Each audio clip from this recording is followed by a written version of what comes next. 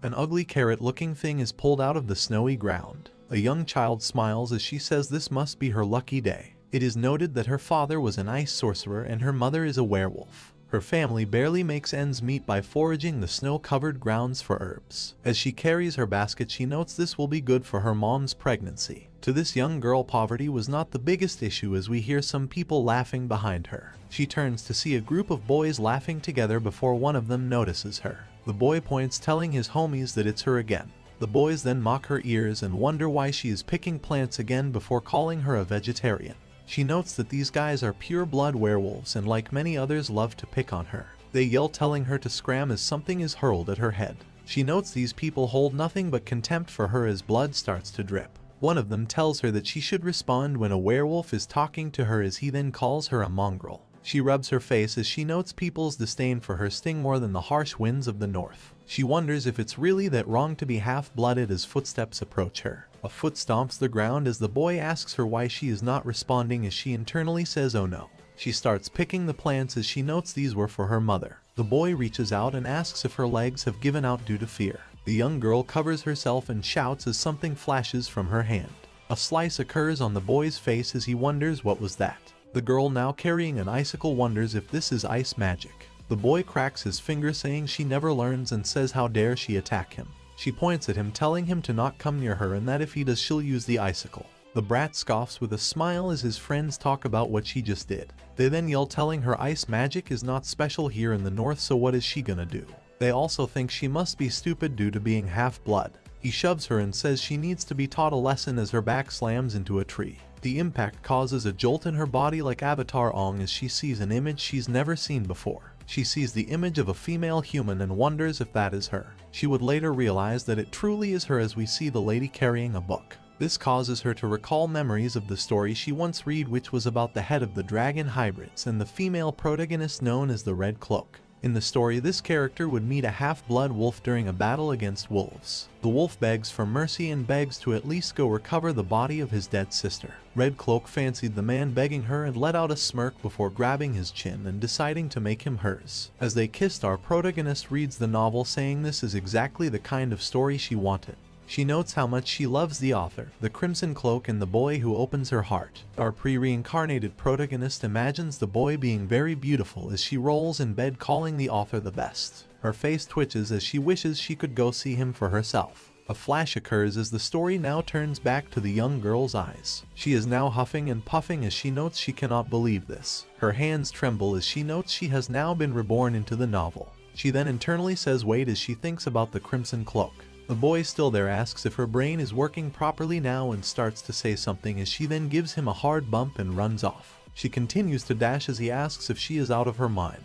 Our protagonist says the author must be insane for this, as she notes she did say it'd be nice to meet the character though. The boys chase after her during all this as the story then pans to a house. A white-haired lady wonders if Eve will be back soon as she tells her baby that his sister needs to be back so they can all have hot dinner. The lady calls the baby her son as our protagonist notes the male protagonist was her unborn little brother. Within the Crimson Cloak story, humans and hybrids coexisted.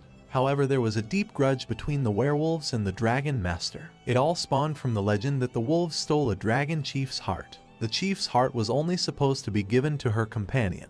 This caused the chief to lose control of her powers due to anger and rage, and she was soon ready for death. In the present day, the legend seems to continue on with the Crimson Cloak's brother also having just one heart. He, like the dragon chief from the legends, also lost control of his powers and faced death. This infuriated the Crimson Cloak, who blamed the wolves and went on to pull a Firelord Sazin and wiped out the north. In the novel, our protagonist has actually been reborn as the dead older sister who got killed by the Crimson Cloak. The cold wind blows over the land as our protagonist Eve wonders how the author could do this to her. She notes that she has had to endure a life of being looked down upon and now will end up as a pile of ash in the future. She cuts some wood as she notes she must get out of here. She notes that no matter what happens, she must avoid getting killed. She seems to be cutting at her own house as her mother comes out asking what that sound is. Eve tells her mom wolves attacked the house and told them to leave or else they will kill us. Her mom covers her mouth as Eve notes she must keep her brother and the Crimson Cloak from meeting. Her mother hugs her, saying Eve must have been frightened. She notes that to keep them from meeting they must first leave this place, and she will have to lie to her mom. Her mom tells Eve that if they go deeper in the woods it'll be safe and that she will protect Eve. All this while Eve hides the hatchet behind her back, and Eve notes she is not only protecting herself but everyone else as well. As if mocking her situation, her brother was soon after born, as she is later seen carrying him in silence. Her mom's health continued to deteriorate after his birth, as no full blood would help them with the delivery of a half-blood. As she holds her mom's hands, her mother calls her name. She tells Eve that good things come to good children and to never hate but be kind and giving. Eve yells mother as her mom calls her daughter. Her mom slowly fades away as she tells Eve to forgive her. The baby starts to cry in Eve's arms as she herself is shaking. She says that she understands this is a fictional world, but also that this is still terribly saddening. With both parents gone, she is left to protect both herself and her brother. Several years would pass after they had moved deeper into the woods, as we can now see the wind blow past a grown-up Eve. She stares down at the ground at a young child. She wonders what this girl is doing here in the woods. Narrator interjection, but they cannot make it any more obvious who this is with that freaking red or crimson cloak. It's Little Red Riding Hood, of course. Eve notes the young girl's burning hot with a fever. She turns as she notes someone else will probably come by and help the girl before her mother's words call to her. She remembers the line that good things come to children that do good deeds. She clenches her teeth as steps are then taken. Eve wonders if she pitied the child or if her mother's words were why this happened. She would go on to bring the young child home in a trance, unknowing what the consequences this decision would bring. Her brother dashes toward her, yelling her name. She asks if he had fun all by himself and asks if anyone strange came.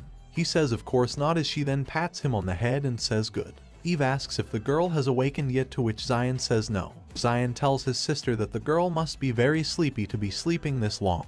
The door creaks open as they note it has been 3 days. Eve tells Zion that the girl must still have a fever and asks if he can bring her towels and cold water. Narrator interjection, but her brother's name reminds me of that one basketball player with baby mama issues. Eve notes the young girl is not showing much improvement despite all the good herbs she gave her. She also notes that she cannot take this girl to a doctor due to their financial situation. She stares silently before slumping over and thinking it was a mistake to bring the young child here. She then reasons that it would be too dangerous to let the girl wait for someone else to come outside. She apologizes to the girl, saying there is not much she can do before she holds the girl's hands. An icy spell seems to occur as she starts to feel a twitch in the girl's hands. Eve is shocked and asks if the girl is awake now. The girl makes some noises before Eve stares and notes the girl's eyes are like rubies. She then says wait and realizes these are crimson eyes. She walks back as she notes in this world there is only one creature with red eyes. Her brother innocently calls her name as he has come back with the items. Eve reaches the door and says oh no as the young girl rises. She notes that if her memory serves her right, this child is the one who will kill her and take her brother away. This is the female protagonist, the Crimson Cloak. In the novel, the Crimson Cloak asks the man a question. She asks Zion what she is to him. He is silent, but she tells him to hurry and answer. While shedding tears of sorrow and crying, he said that she is his savior. This statement is mirrored in the current story as the young child calls Eve the same thing. Eve stands uncomfortable and wonders why she is hearing this line right now. She pulls her hand away from the child as she tells the kid calling her a savior is a bit much. Eve then wonders why the Crimson Cloak is even in the north already. According to the natural storyline, the protagonists were supposed to meet as adults. Eve wonders if the storyline has changed as her brother pulls at her dress and calls her name. Eve, clearly agitated, tells Zion not now and tells him to stay over there. Sion asks Eve why she won't let him see the girl and asks if Eve will allow him to see her later. She internally imagines to herself how if the two meet now things will turn out like they did in the novel. Eve tells Zion that she does not want them to scare the girl as she tells her brother to go out the room. He tearfully agrees to this. As he glumly leaves the room, the child calls Eve Miss Savior. She tells Eve that this is overdue but thanks Eve very much for saving her. Eve tells her not at all and that she did what anyone else would have. Eve says she was worried but is now glad the child looks well. Eve notes to herself it may be due to the Crimson Cloak being a child, but she does not look dangerous at all right now. Eve notes that as long as she sends the kid back and keeps her from meeting Zion, the plan should still work. Eve notes that she does have a plan to survive in this crazy novel, and it involves buying a noble title even if it sounds impossible. Eve was hoping to take her brother to the human realm, but brokers only help pure-blood wolves that are well-known enter that world. She notes that her and her brother won't get the chance since they are poor commoners who do not even have a surname. However, as with any world, anything is possible with a lot of money, so her grand plan involves purchasing a noble title and taking her brother to the human realm with her. She notes that she has memorized the herbal medicine book her father gave her from front to back and has started selling valuable herbs to make money. She notes that she does not know how jumbled up the storyline is right now, but if she can return the Crimson Cloak home safely, and if everything goes according to plan, her and her brother should make it to the human realm and have a happy ending. Eve is imagining all this in her mind as the young girl stares at her in confusion. The child calls for Miss Savior as Eve says yes. The child apologizes before asking where she is and who she is. Eve is now stunned and says she is not sure what the child means. She grabs at the bedsheet as she hopes that line does not mean some crazy situation is happening right now. She internally pleads with the author and hopes that the one situation is not happening right now. The child murmurs silently before saying to Eve she does not remember anything. Eve falls to the floor saying, "Oh my God." She calls the author crazy as she notes this cliché has been done way too many times. She asks if the child really does not remember anything as the kid says all she remembers was that it was hot. Eve holds her head as she recalls the kid looked like she was in some kind of accident before fainting. She wonders if this is an after effect of that and notes it is not like she can just tell the kid her name is Rachel and she is an OP dragon hybrid that controls fire, or mention that her brother is the Southern Chief before sending Rachel home. This is all info from the novel, by the way. Eve wonders if she needs to take Rachel home. Eve shakes her head, noting that even stepping foot on the land of dragon hybrids is asking to be killed. She continues to think as Rachel sits in silence. She calls for Miss Savior again and says that since she has no memories, she cannot repay her savior back for her kindness right now. Eve shakes her hand, telling Rachel it is not necessary before Rachel jumps forward saying she really wants to repay her back for her kindness. She then asks if it is not too much trouble, then could she stay here until her memories come back. Eve is stunned and notes she can already hear it. The sound of her plans going off the rail as she continues to tumble over. Also the sound of her life sinking into the pits of despair. Later in some woods we see that someone is dashing through. As they sprint they eventually run into a group of other individuals as they stop to breathe. They ask if the person has found the girl yet, to which they say no. A man then asks what they have been doing all day then before pulling his hood off and telling his men to find her before he gets rid of all of them. They yell yes sir as they all dash in different directions. The man grits his teeth as he says, "Where are you, Rachel?" In some town square Rachel starts to say something to her savior as Eve tells her to refer to her by name. Rachel then asks Miss Eve where they are going as Eve says they are going to check up on Rachel's health and get clothes. Rachel then asks for the reason why they have to cover their faces as Eve nervously says it's to not catch a cold. As they stand to the side someone calls for them saying V. Eve asks why he was so late and says that she has nice goods today. It is noted that Eve has been selling herbs discreetly in the square for a while now with only a few customers. Narrator interjection, but selling quote-unquote herbs discreetly in an alley sounds very interesting. The guy notes this is a rare one as he asks how much it is. She tells her it is 10 gold as he yells that's too much before she tells him to not be startled. She tells him it is a high quality fire plant and that she can give a discount if he buys in bulk. He lets out a groan as she notes she sells while covering her face to distort her voice so that people won't know if she is a man or woman. Eve then mentions that there is a way to lower the price. The man asks how as Eve tells him to give Rachel a checkup. The man stares for a moment before saying he's never seen her face as Eve says it is her little sister. The man notes Eve has never brought her before as Eve just tells him to give her a checkup as he is a physician. The man then kneels down asking for Rachel's name as Eve tells Rachel it's okay as this guy is not a bad person. At least she thinks so, which annoys the guy. Rachel is hesitant before stepping over as the man then puts his hand on her forehead. Time passes as the man then questions how the girl does not know why she fainted and has no memory. Eve, now covering up Rachel, asks the doctor if she is in bad shape. The doctor says he is not sure but thinks the girl suffered great shock and that in most cases memories come back in a few days, but Eve questions what he means at the end, to which the doctor asks how the girl hurt herself this much to end up like this in the first place as she is still young. He also notes on top of that the girl has a temperature that is high for a northerner. Eve stutters, saying the girl had a high fever a few days ago and that it might not have gone away. The man then tells Eve that there is a rumor about how a child from the south has gone missing.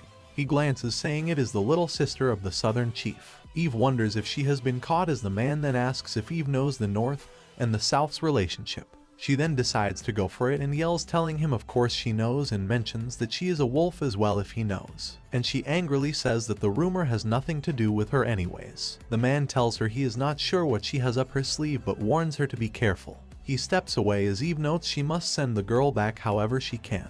She notes that at this rate she won't even be able to leave this place alive, let alone survive the original plot, as the dragons are probably out to get her. The girl then calls for Miss Eve, as Eve then recovers and says they should go back now, and asks if Rachel wants to eat anything. Rachel says anything Eve makes is fine, as Eve notes the female protagonist is trying to make her feel better and how adorable she is. Eve then says to herself to think positively, as she is okay for now since Rachel won't kill her or anything.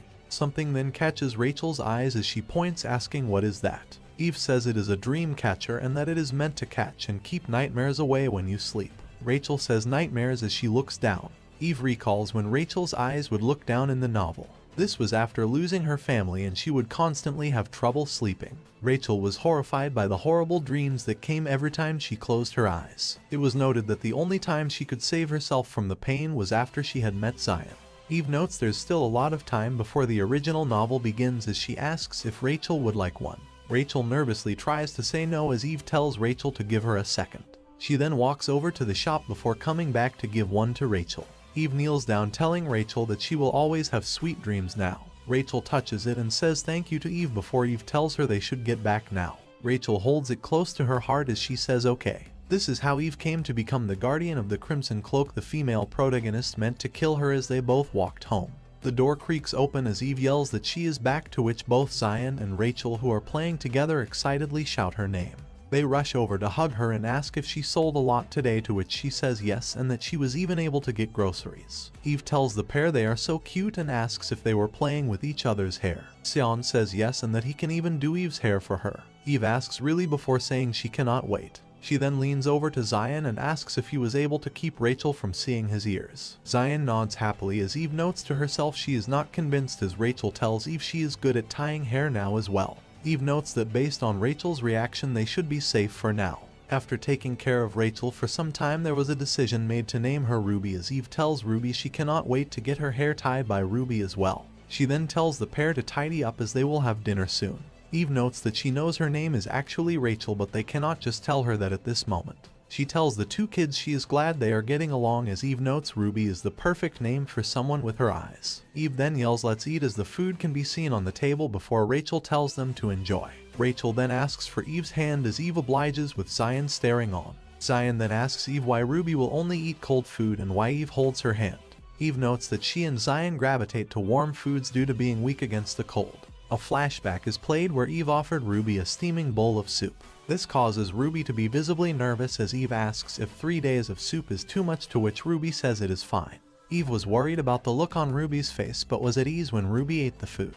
Later that night, however, the warm food elevated Ruby's body temperature, which made her get sick. Eve realizes this is due to Ruby already having a lot of fire and heat in her body as a dragon, and she feels stupid for not realizing that. Eve notes this is the only thing she can do for Ruby as she activates an ice spell. Ruby stares at it before slowly drifting off to sleep. Ruby would soon recover after this. At the present, Eve tells Zion that Ruby eats cold food due to her fever still being high. She then pats Ruby's head and tells her to eat lots. Zion gets jealous and asks what about him, to which Eve pats him as well, saying he should make sure to eat as well. Now the three eat their meal harmoniously, as Eve then wonders how she is supposed to eat now. The next day we see Sion laying in bed in deep sleep. Eve puts a robe on as Ruby calls for Eve. She asks if Eve is going to the market again, to which Eve asks why she is up early and that she will be back soon. Ruby tells Eve to not go and stay here and sleep more. Eve tells Ruby she has to go so she can make money. She tells Ruby she needs to make lots of money, as Ruby asks why.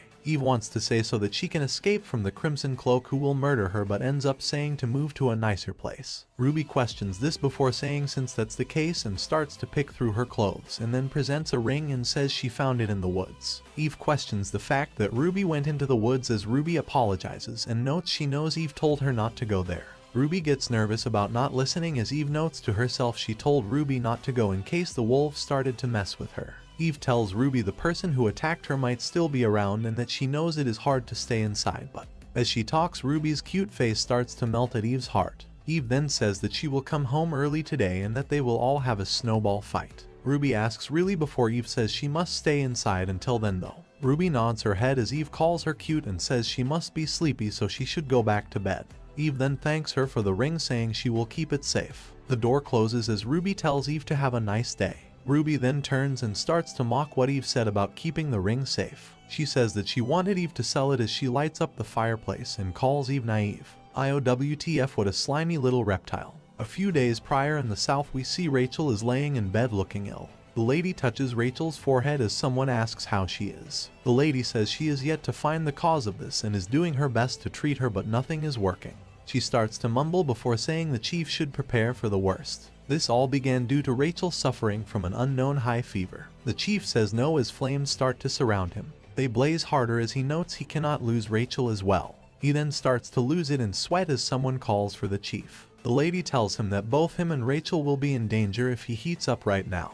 He tells her he lost control for just a moment and tells the lady to go back to looking over Rachel. Someone then calls for Nolier as he then asks if Rachel is okay. She says yes as she reaches her hand out. He starts to reach for her hand but then recalls what the lady had just told him.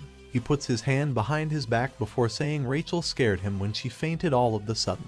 Rachel, still reaching her hand out, now pulls it back and clenches it. She starts to rise as Nolier asks if she is okay and if it hurts anywhere. Rachel then tells him no and that she just had a bad dream. Nolier wonders what his sister dreamed about. As he later notes, Rachel must have been thinking about that one legend and how the single-hearted dragon was about him. He shouts her name as he notes she has left to the south in secret to try and save him.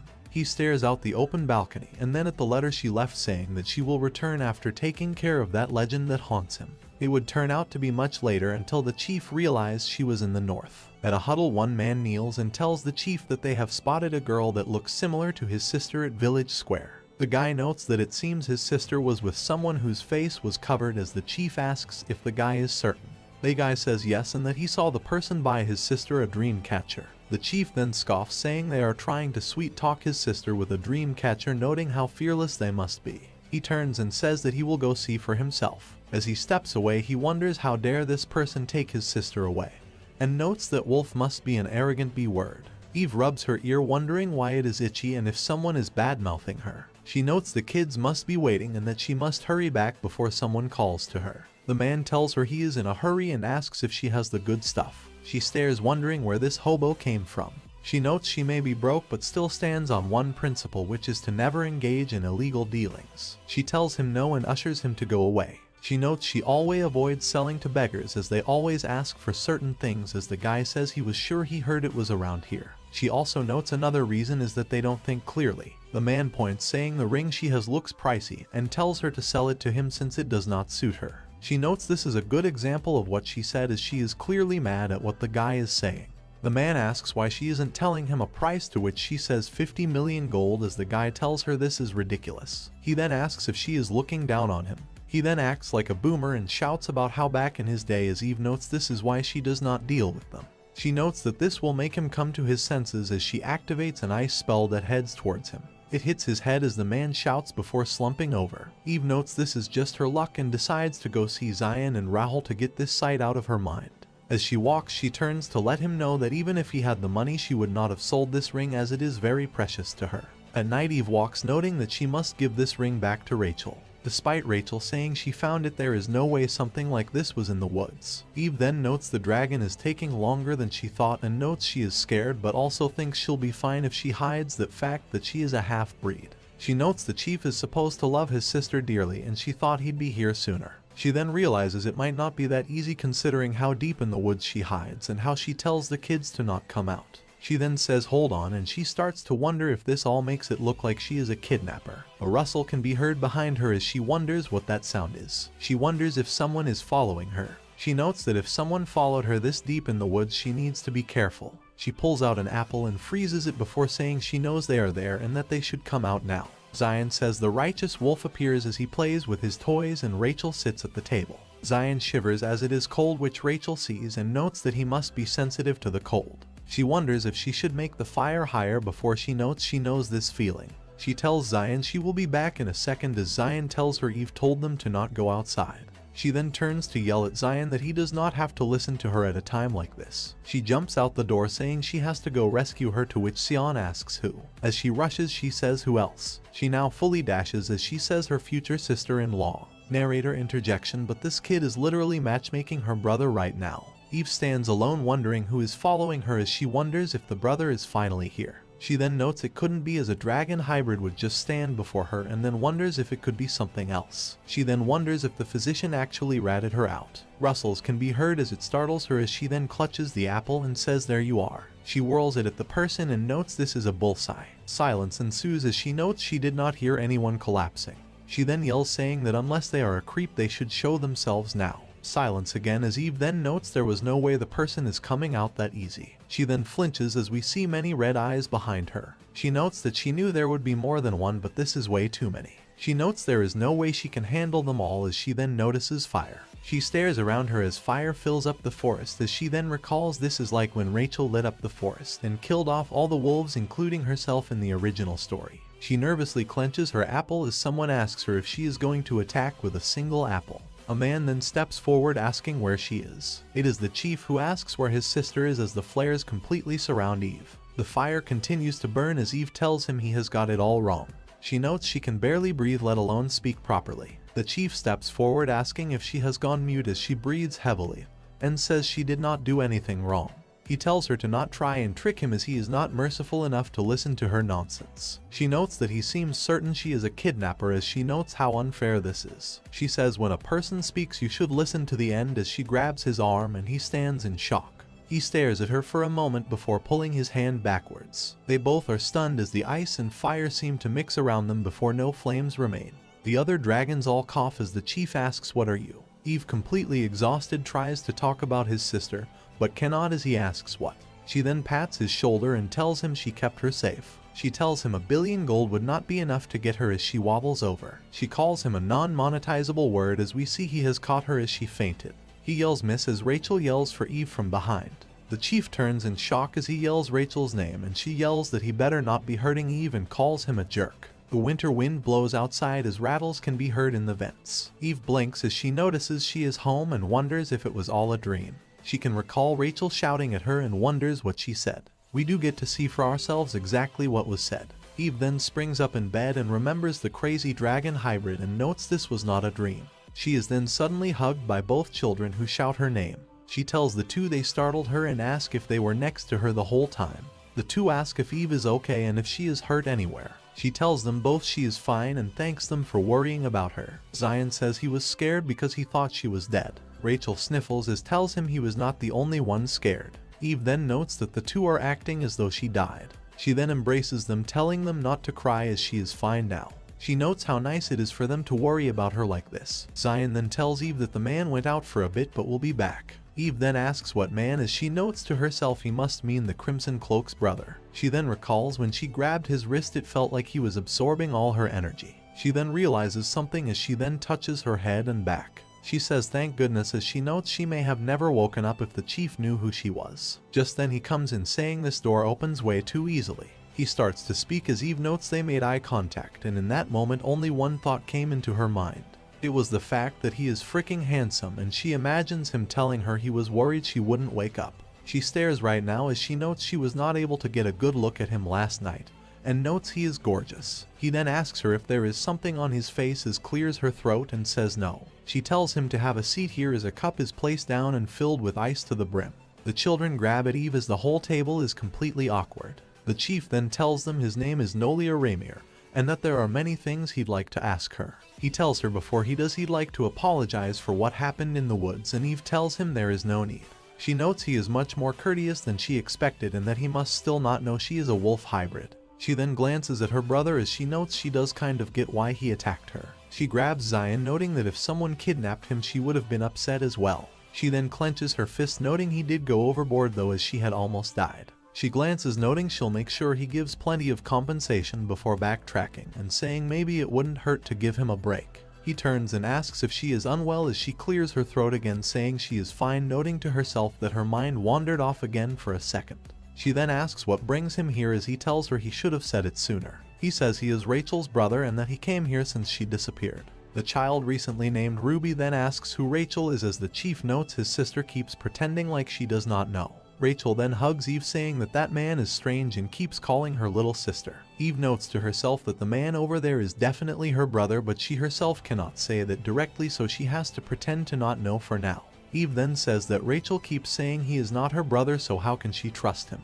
He tells Eve he is not lying as he then asks for Rachel's hands. Eve tells her it will be fine and asks if Ruby can do as he says. She reaches out as both their hands generate fire, and the chief says this is proof. Ruby then jumps back and shouts. She then hugs Eve saying she was scared as fire was in her hand as Eve tells her it is fine and that she is holding her now. Zion then calls for Eve as Eve tells him he must be scared so she will explain. She then tries to explain before noting this will be hard since Zion has never seen any fire like this. Rachel then tells Eve that she is scared as Eve continues to tell her it is okay. Rachel then tells Zion to hold her hand, which confuses him. Eve notes this should calm Rachel down as the two kids then hold hands. The chief sighs as he wonders what in the world is going on. Eve then asks if Rachel feels better now as she says yes. We see her face and then see that she is smirking to the side. Someone tells Rachel to try and think hard about it and asks why she can't remember. Rachel turns away from her brother as she continues to hug Eve. Her brother then covers his face in annoyance. Eve thinks to herself about how she feels bad making this guy out to be the bad guy as she then tells him not to be upset.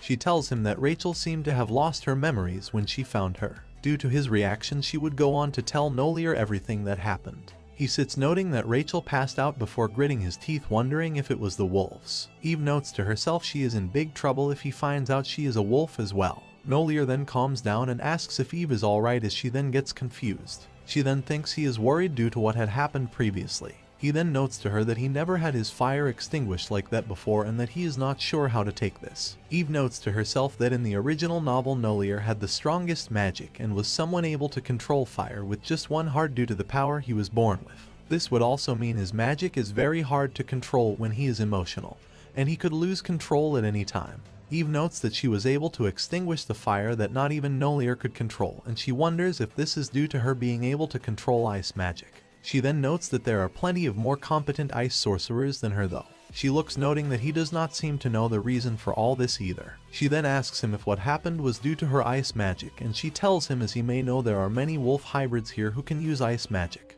He then turns and asks if that means she is a wolf, to which she internally says oops. She says ahem again and says that she was just giving an example. She tells him she is actually before stopping and noting to herself how hard it is to say human. She then says I'm not a before Rachel grabs her and says Eve. Rachel tells Eve to send away the scary man as Eve stares at her and says ha. She tries to tell Rachel he is not a bad person and to look at how similar they both are. Rachel shakes her head and says he is bad as he tried to hurt Eve. She then asks Zion if she is right, to which Zion nods and says he is bad for hurting his sister. They both hug and say to protect Eve as she notes Zion is not helping matters. Rachel says he is big and scary as Zion agrees. She says he has red eyes, to which Zion starts to agree, before noting Ruby's eyes are red as well. She then gives him a death glare, to which he nods in agreement. The chief notes he is not sure what to do as Eve tells him not to worry as Rachel should recover soon. He then notes that even if he pretends to touch her like this before Rachel jumps away hugging Eve saying she will live here. Eve wonders what the heck Rachel is saying as she then tells Rachel she is making things awkward for her brother. She then turns and glares at her brother as Eve then tells Rachel she should not glare at her brother like that.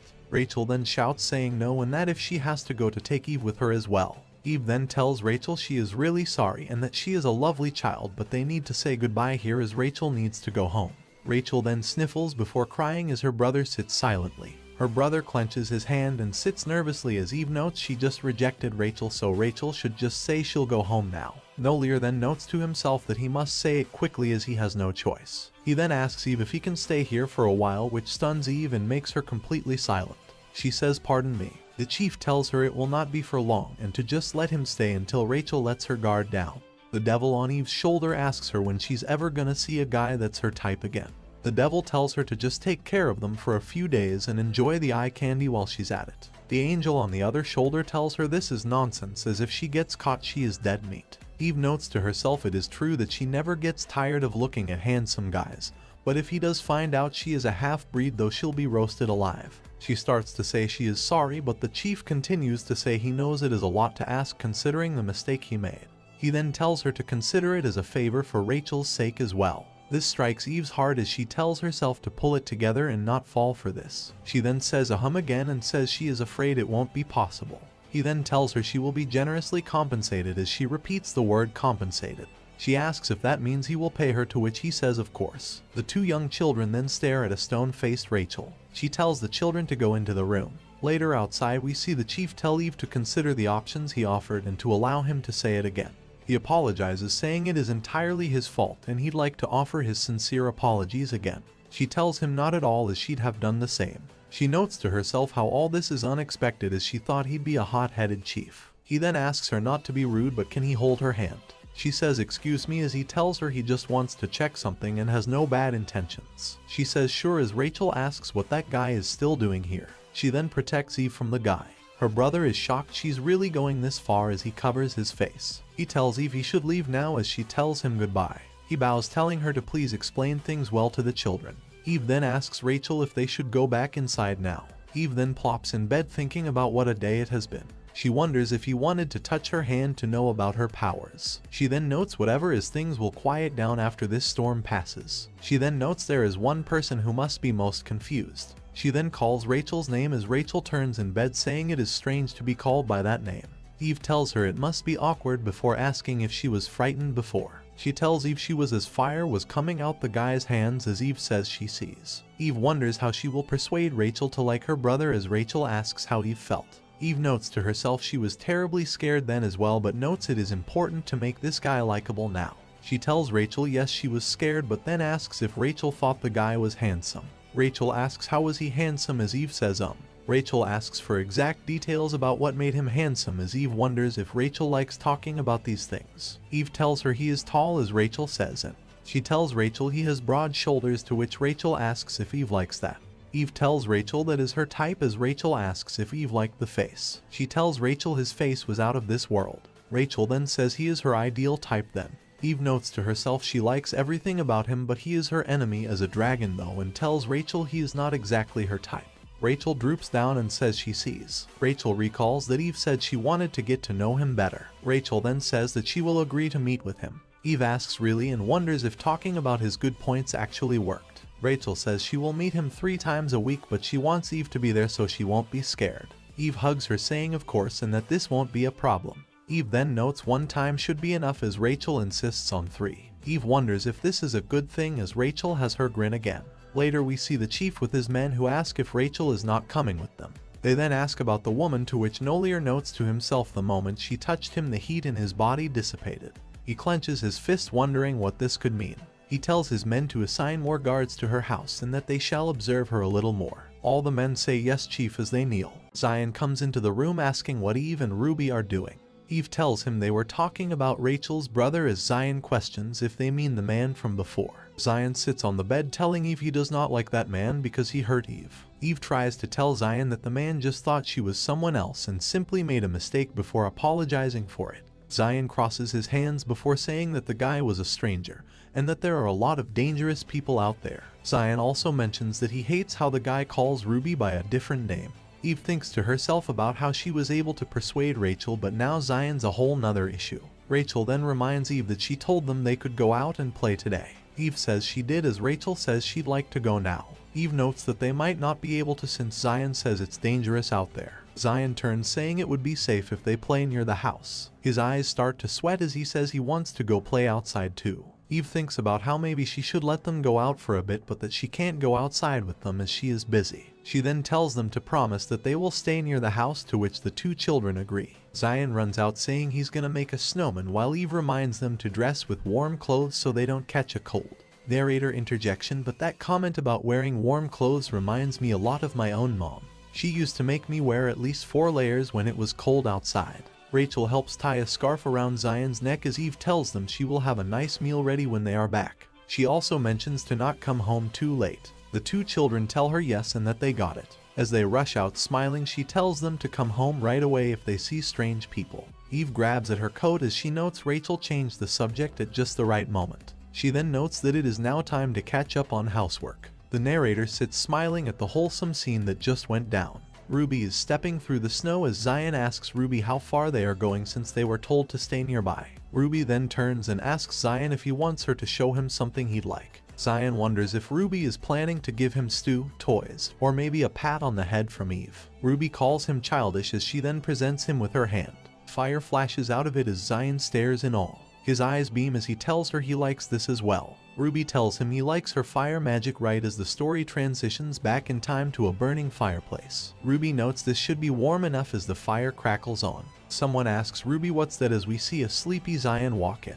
She shouts his name before Zion tells her that was amazing and to do it again. Rachel asks what he means as she did not do anything. Zion responds by saying he definitely saw that. Rachel says he was definitely dreaming, to which Zion says he'll tell Eve about this amazing dream later. Rachel shouts to wait and tells him she'll show him as long as he does not tell Eve. He laughs as he says alright. At the present day, Zion puts both his hands above her flame as he notes it is so warm. Rachel notes to herself it was great that Zion never told Eve and asks if he really does think it's warm. He tells her yes and says it's a small flame that does not go out, making it great. Rachel closes her fist as she wonders if she should sweet talk this innocent soul.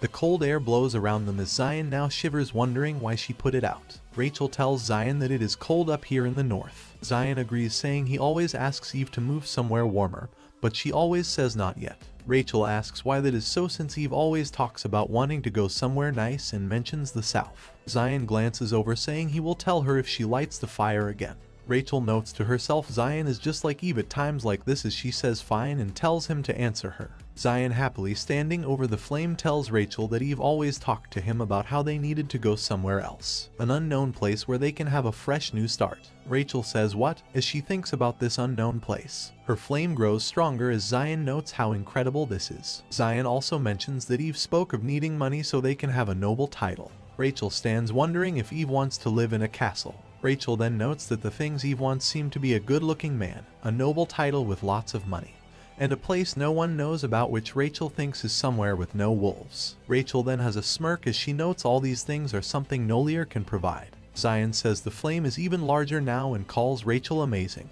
Rachel then tells Zion that there is a way to make all of Eve's wishes come true all at once, to which Zion asks if that is really true. Rachel tells him that Eve just needs to follow that good-looking guy who was here, to which Zion says he was a bad guy though and he gave Eve a hard time. Rachel tells him the guy made a mistake and apologized, but Zion is still hesitant. Rachel reassures him that the guy is amazing and can give Eve everything she wants. Rachel also mentions that the guy can give Zion a warm place to stay. Zion says yay and says that sounds terrific. Rachel then tells Zion that she gets that he is happy, but he needs to hide his ears. A stunned expression can be seen on the boy's face. He then gets embarrassed, saying she did not see anything as he tries to cover the ears. She then laughs, saying he should hide his tail as well. Zion then asks if Rachel will tell Eve, to which Rachel tells him to promise her one thing. She tells him to promise her that he won't hate her brother. Rachel scampers away as Zion says to wait for him and asks if he has to call her Rachel from now on as well. She says he can just call her Ruby, to which he says he got it. The birds chirp and tweet as a knock can be heard at the door of the house. This appears to wake Eve up as she yells that she is coming. The door creaks open as she wonders who it could be this early in the morning. It turns out to be Nolier, who asks Eve how she has been. Side note, but my boy got the royal drip today. Eve, while looking all scruffy, notes to herself that she forgot today was the day Nolier was supposed to come. Later, after having freshened up, she tells him to excuse her unkempt presence as she got the dates mixed up. He tells him not at all and that it seems as though he came too early and disturbed her sleep. She tells him he did not as the pair step towards the children. Nolier notes the kids must still be in bed as Eve tells him they are sleeping soundly due to having played a lot yesterday. Nolier stares down at his sister, noting they must have had lots of fun. He touches her forehead as he asks Eve if Rachel caused any trouble. Eve tells him of course not and that Rachel is a very good girl. Nolier notes he has never seen his sister this fond of someone before. Eve sounds surprised by this and notes that his sister is so charming and cute though. Nolier then asks if his sister actually acts cute before a drowsy Rachel opens her eyes. The two ask if she is up as Rachel then says she knew the two of them would look good together. We then see her point of view. I would personally have to agree with Rachel. This stuns the two lovebirds as Rachel now snores back asleep. Eve laughs it off, saying Rachel must be dreaming. Eve continues to say that Rachel likes to say weird stuff in her sleep as she continues to laugh it off, but Nolier stands speechless. Eve notes he is making this more awkward by just remaining silent. Nolier asks if this is the first time, to which Eve says excuse me. Nolier asks if it really was the first time they met that one night. He mentions that for some reason she seems very familiar as Eve wonders what is with this cheesy pickup line. She tries to cover her laugh as she notes he probably did not say it with that intention, but it is hilarious. He stands confused before Eve turns around and says she doesn't think they have met before as she has been in the north all her life. Nolier says he sees as Eve tells him he must be mistaking her for someone else. She notes that was a cliche thing to say as Rachel now rustles awake. She says good morning to Eve and then notes that the man is her again. Rachel tells Eve she feels very hot and that she thinks a certain someone was touching her. Eve tells her she thinks it was her brother just gently stroking her hair. Eve wonders if dragon hybrids are supposed to be sensitive to heat, and if Rachel has grown accustomed to Eve's magic in the north. She then notes that she has never seen two siblings that are more awkward with one another. She decides to help them out a bit as she has come up with a plan.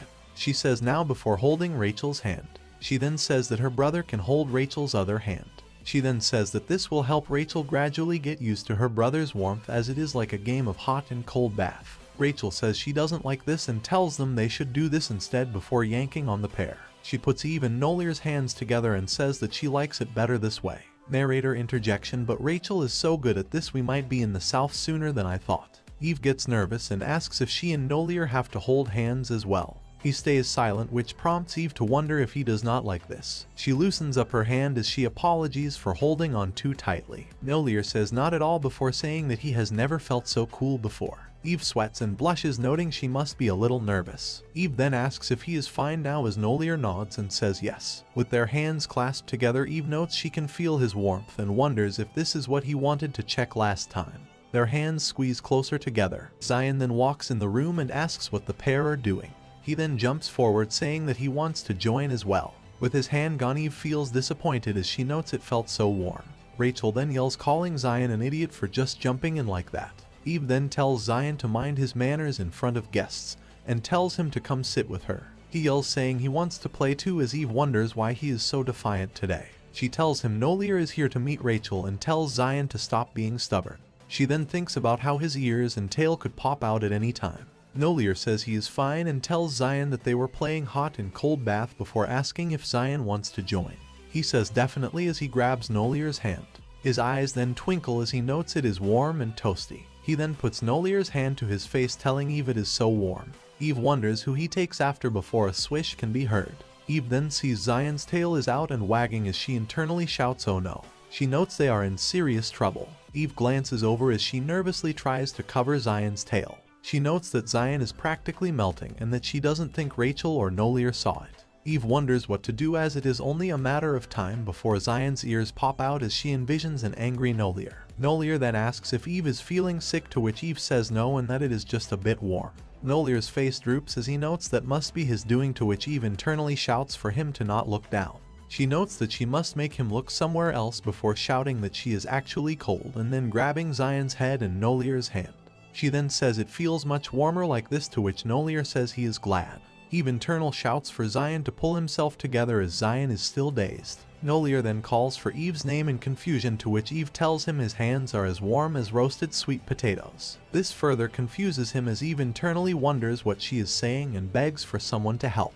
Rachel then reaches and starts pressing down on Zion's head. She then asks Eve, isn't it cute when Zion's hair sticks out? Rachel notes it is like he has puppy ears as Zion gasps. His tail still swishing is then retracted as Eve notes this is a relief. Eve then notices she is still squeezing Nolier's hand before retracting and saying sorry as she did not realize. Nolier then tells her it is okay. Peep Rachel's reaction to all this, by the way. He then says that Zion was just being friendly. He also mentions that he himself was nervous Zion would be uncomfortable with him since he is a stranger. He then pats Zion, saying he appreciates Zion talking to him unlike Rachel. Zion then grins happily to this. He then goes in for a hug as he says he likes Nolier. Eve herself notes that her brother had such a quick change of heart. Eve tries to tell Zion to come here, but Rachel then grabs Eve, saying it's too hot. Eve nervously says she'll give Rachel a hug then. As she does so, she notes how chaotic this is and she hopes nothing else goes wrong. Eve tells Zion to stop bothering Nolier and to come over as Zion is dazed again, saying Nolier is like the sun.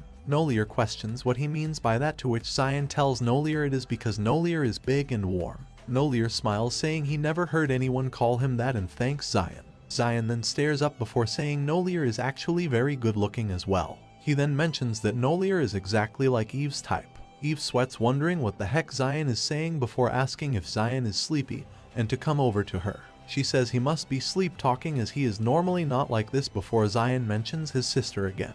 To Eve's shock, Zion talks about how his sister likes men who can cry beautifully. Eve, now blushing, says she doesn't know what has gotten into her brother as Nolier is silent. She has now had enough before she then lowers Rachel down and tells her to wait. She then grabs Zion as Zion yells about wanting to be with Nolier. She internally wonders where this punk thinks he's going and who told him to talk about her type. There is then a flashback of when she teased Zion when he cried, and now she notes this has come back to bite her. Super awkward silence is in the air as Eve hopes Nolier did not hear that. He mumbles something about a man who can cry beautifully as Eve now internally shouts super non-monetizable words. It turns to evening as Nolier can be seen saying he has to go now to a silent Rachel. He tells the group he will come back soon as Eve, now having lost all her color, says alright and bye. He starts to speak again, which causes Eve to ask if he has something to say to her. He asks if she would like to, but then stops mid-sentence. He glances with his eyes at his sister before saying never mind. Rachel makes a sound of annoyance, to which Eve wonders if she heard something. Nolier then says he must really get going now as Eve waves him goodbye and he gives her a bow. Eve is silent as she wonders what he wanted to say. The wind blows violently as Nolier walks through the woods. He holds his hand up, noting physical contact with another person can be unpredictable and dangerous. He notes that since he has one heart, he has unintentionally killed many people, including his parents. His powers scare even himself as he cannot control them. He wonders how as a hand then lifts his chin up. He wonders how Eve can pacify his powers so easily. He also wonders why he has cooled down even just at the thought of her. His hand clenches at his coat as his heart starts to throb and ache. He notes his heart feels like it is on fire. Flares can be seen burning as Nolier wonders why he starts smiling just by thinking about her. He notes that when he asks himself that question, the dream he had a few days ago comes to mind.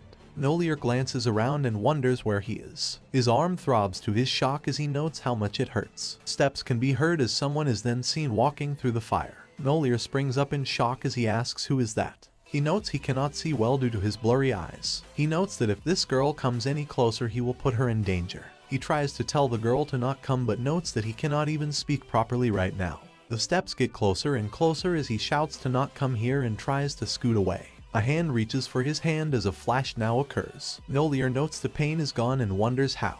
He asks who she is and asks her to tell him her name. She starts to tell him her name, but the screen starts to crack. The screen then shatters as we see Nolier now. He notes to himself that he only smiles because of the hope that this girl will be the answer to his problems. He notes to himself that love at first sight is just a concept you see in novels as he begins to march forward. As he dashes forward, he tells himself these emotions are just. He stops mid-sentence and turns around to see his sister marching towards him. Rachel asks him how dense he is as she calls him a fool and an idiot. She continues to say that he is a fire-breathing lizard as Nolier stands stunned. Rachel then says she feels better now having gotten all that out. She then notes it might be best this way as Eve gets easily frightened, so it'd be more dangerous if they suddenly take her with them.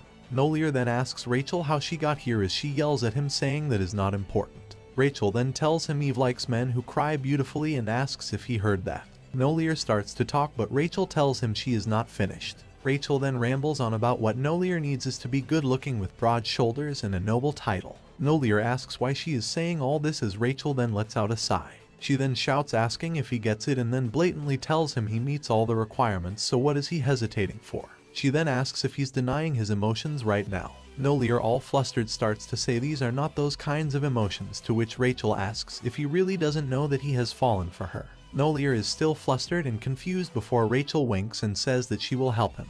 She then tells him to never forget that confidence is what makes a man.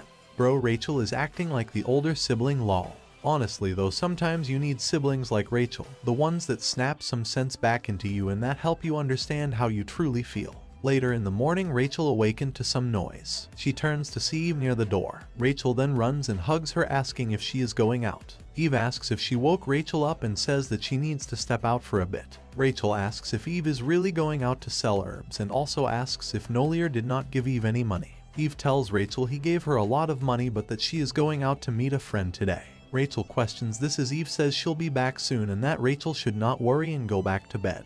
Rachel says okay as Eve pats her head. Rachel says have fun as Eve says she will be back soon. Rachel then turns angrily as she notes Eve took her herb basket. She notes that she is sure Nolier gave her enough though. Rachel wonders if Eve is not satisfied with the amount. Rachel then pulls over a treasure chest of gold coins and notes that her future sister-in-law is quite ambitious. Rachel then notes Eve did look quite excited for someone going out to sell herbs and wonders if she is actually going to meet a friend.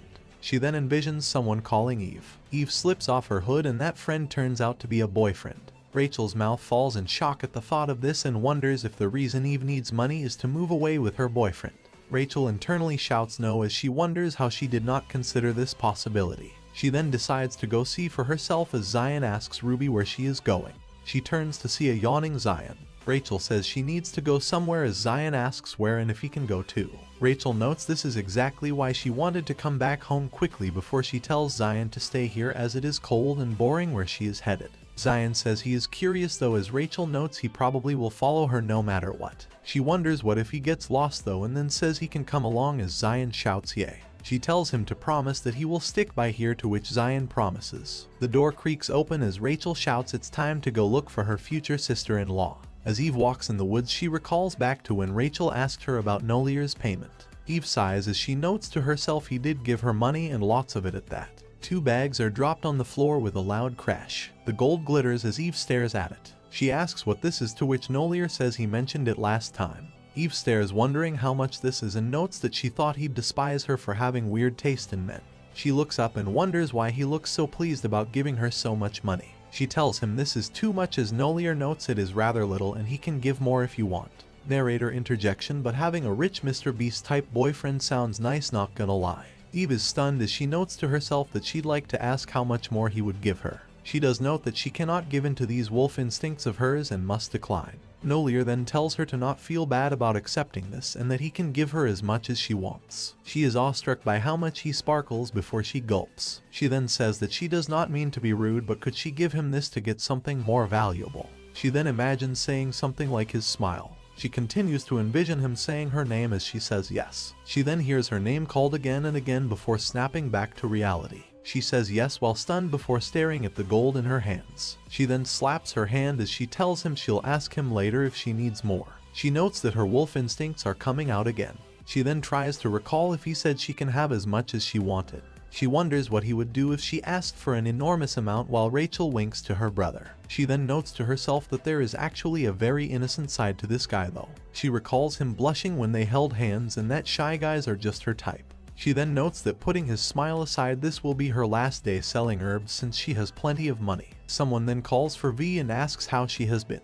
The man says it has been ages as Eve says hello. She notes that this man is a regular customer who is knowledgeable in many things. He is also a merchant who travels to many regions that sometimes shares interesting stories. The man then asks V if she got what he asked for as she tells him she barely managed to find them.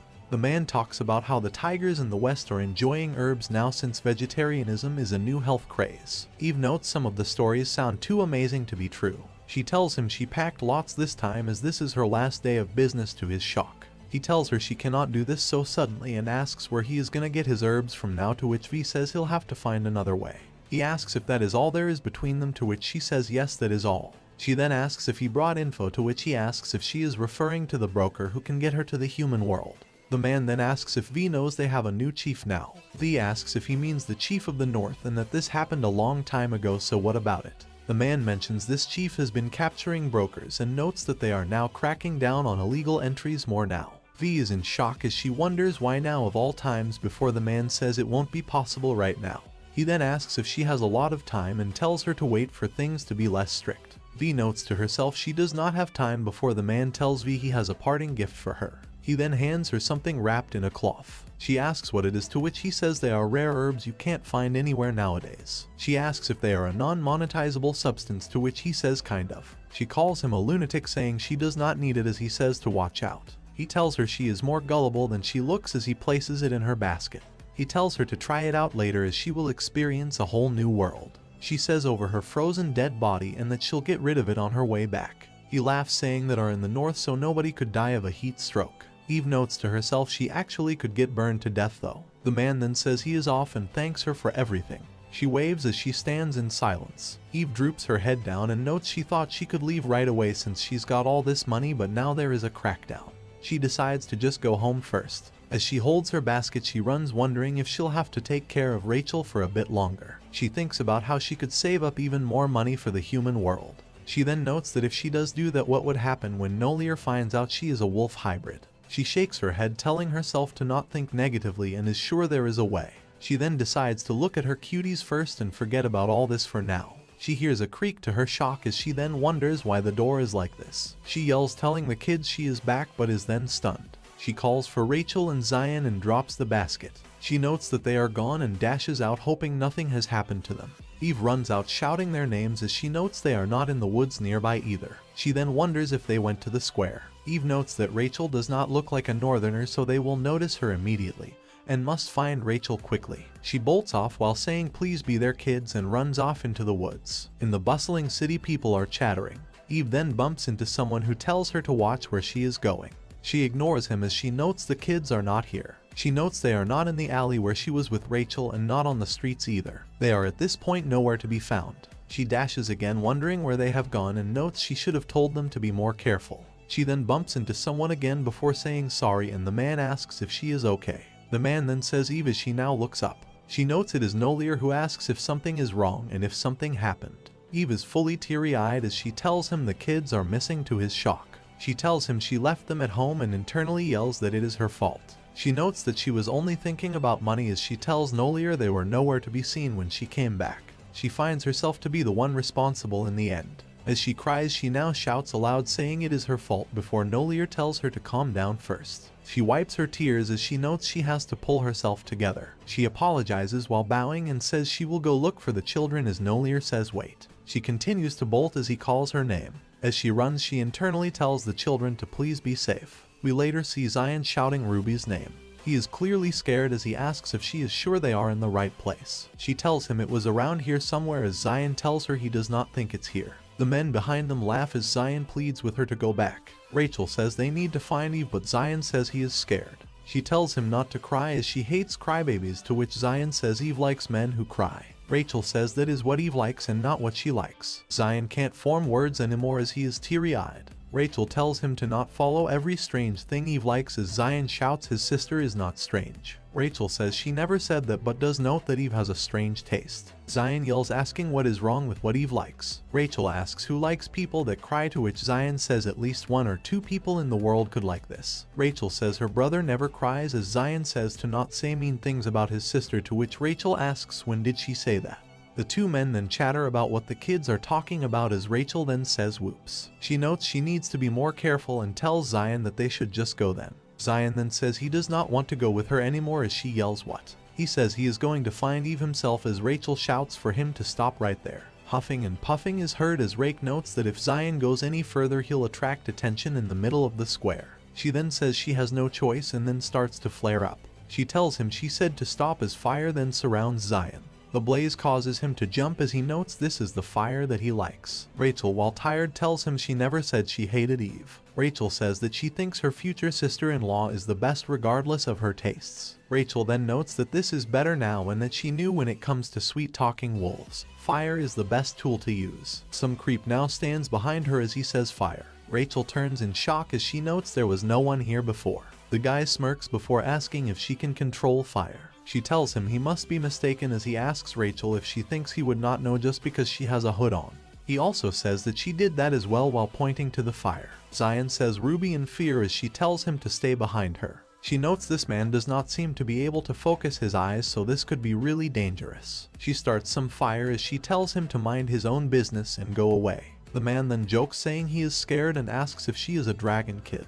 She tells him not to come closer and that if he does not stop there she'll have to use this. The guy then spots the ring and says he has seen that before. The guy then recalls back to the man he saw last time as he then smirks. She laughs as the two kids stand in shock. He then says how dare a dragon come to the north before grabbing Rachel's collar. He asks what a filthy dragon like her wants to do. He then tells her to stay still and that the two of them are young so they will fetch a good price. Zion then yells no as he attacks, yelling to put Ruby down. The guy then says why you before smacking Zion to the ground. The guy then notices the ears and calls Zion a mongrel before noting how a dragon hanging out with a mongrel is a funny combination. Rachel says she must protect Zion but notes she cannot breathe. A flare can then be heard to the lunatic's shock. He shouts oh no as he is in flames. Zion yells for Ruby as we hear someone say how cocky of you. It is Nolier who talks about how this man has the audacity to mess with little children. He steps forward as the children shout his name. Nolier then reaches and grabs the back of the man's shirt. Nolier then proceeds forward as the man shouts and tries to pat out the flames. Nolier then kneels down with his cape fluttering as the two children stare. He starts to ask how they are as the man behind him calls for help and that it is hot. Nolier then angrily wonders what he should do about this wolf who does not know his place. He notes that he is sure killing one wouldn't hurt. As the shouts can be heard, Nolier then gets stunned. He hears hiccups as someone is patting his hand. Zion tells Nolier to please stop and that he is scared. Nolier starts to speak but Zion squeezes his finger harder. Nolier then tells the two that he is sorry. He notes to himself that he is blinded by the slight peace he felt and he forgot the person who he truly is. He notes that he has always wanted to fight wolves as they are his natural enemy, but then wonders what if he frightens her as well. His heart throbs as he then feels pain and notes that it feels like his heart sank to the bottom of his stomach. The doofus notes that the flames have gone out before he yells that Nolier tried to kill him.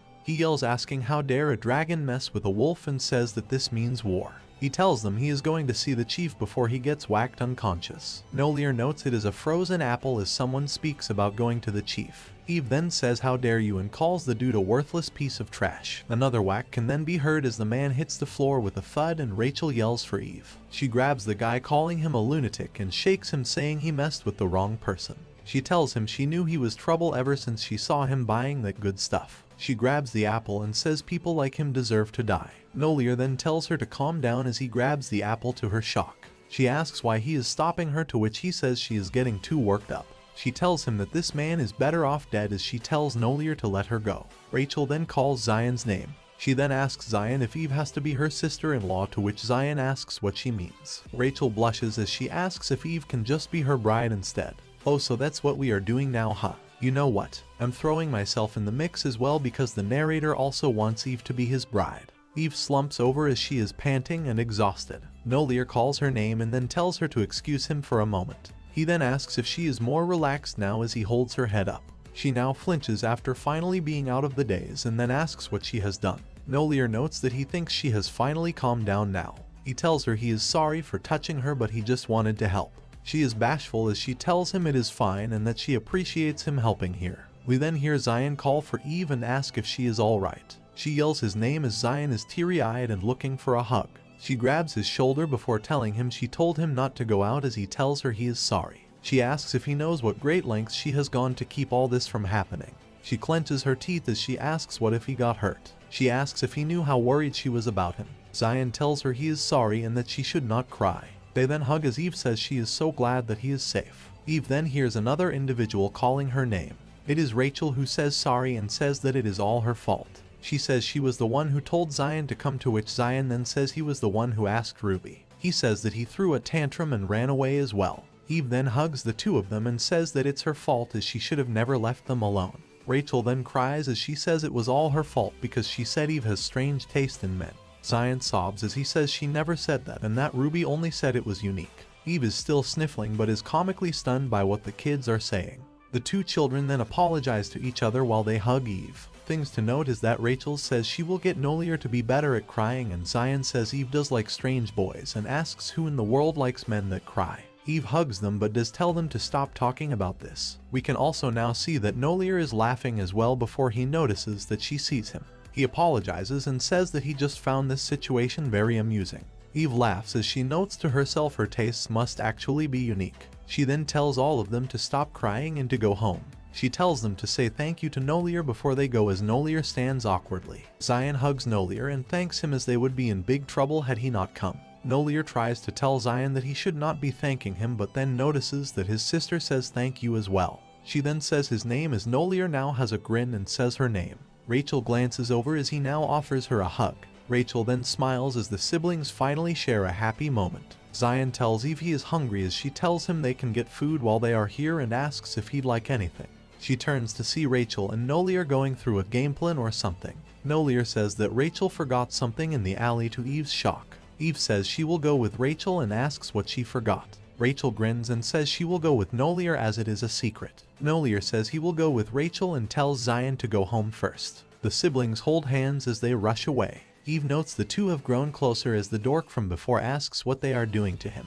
He says they beat him up already and asks if that wasn't enough. It most definitely was not enough, you low-life idiot. Rachel says what he got before was payback for Zion and herself. She tells him that he now must pay for making her future sister-in-law sad. The man's cry of agony is quite satisfying. Later at the house we see Eve tucking the children to bed as someone asks if everything is alright. She then turns to see Nolier and tells him they look so peaceful. Nolier tells her that was not what he was asking as she confusingly says sorry. Nolier says he wants to know if Eve is alright, which stuns her. He reaches his hands out as he tells her that her face is swollen. She feels it and tells him that she is fine. She notes that she was just so startled that she reacted without realizing before saying it was all her fault with a smile. Nolier tells her it wasn't before he tells her that he feels like she is trying to carry everything on her shoulders. He tells her not to be too hard on herself for what happened with the kids and that she is doing more than enough for them. He crouches over as he tells her she was just trying to protect after all. As a narrator and as an honest person, I now take back my desire for Eve to be my bride, as Nolier is the only man suitable for this prestigious honor in my eyes. They will make a fine couple that even the heavens envy. Nolier now tells Eve that even if she says she is alright, maybe he could. Eve then springs up, interrupting him, thinking for a moment before saying she has to go get herbs. He calls her name as she dashes away and slams the door shut. The wind blows outside as Eve notes too many things happened today. She notes that she only feels this way since she was scared before. She notes that she is sure that is why her heart is pounding like crazy right now. She says she will go back in after relaxing a bit before letting out a loud sneeze. The next day we see Eve continue to sneeze as Rachel asks if she is alright. Eve notes she cannot believe she got a cold just from stepping outside and wonders how this could happen to a northerner like her. She tells them she is fine and that she is not going to die. Nolier then tells Eve to excuse him for a moment as he reaches for her.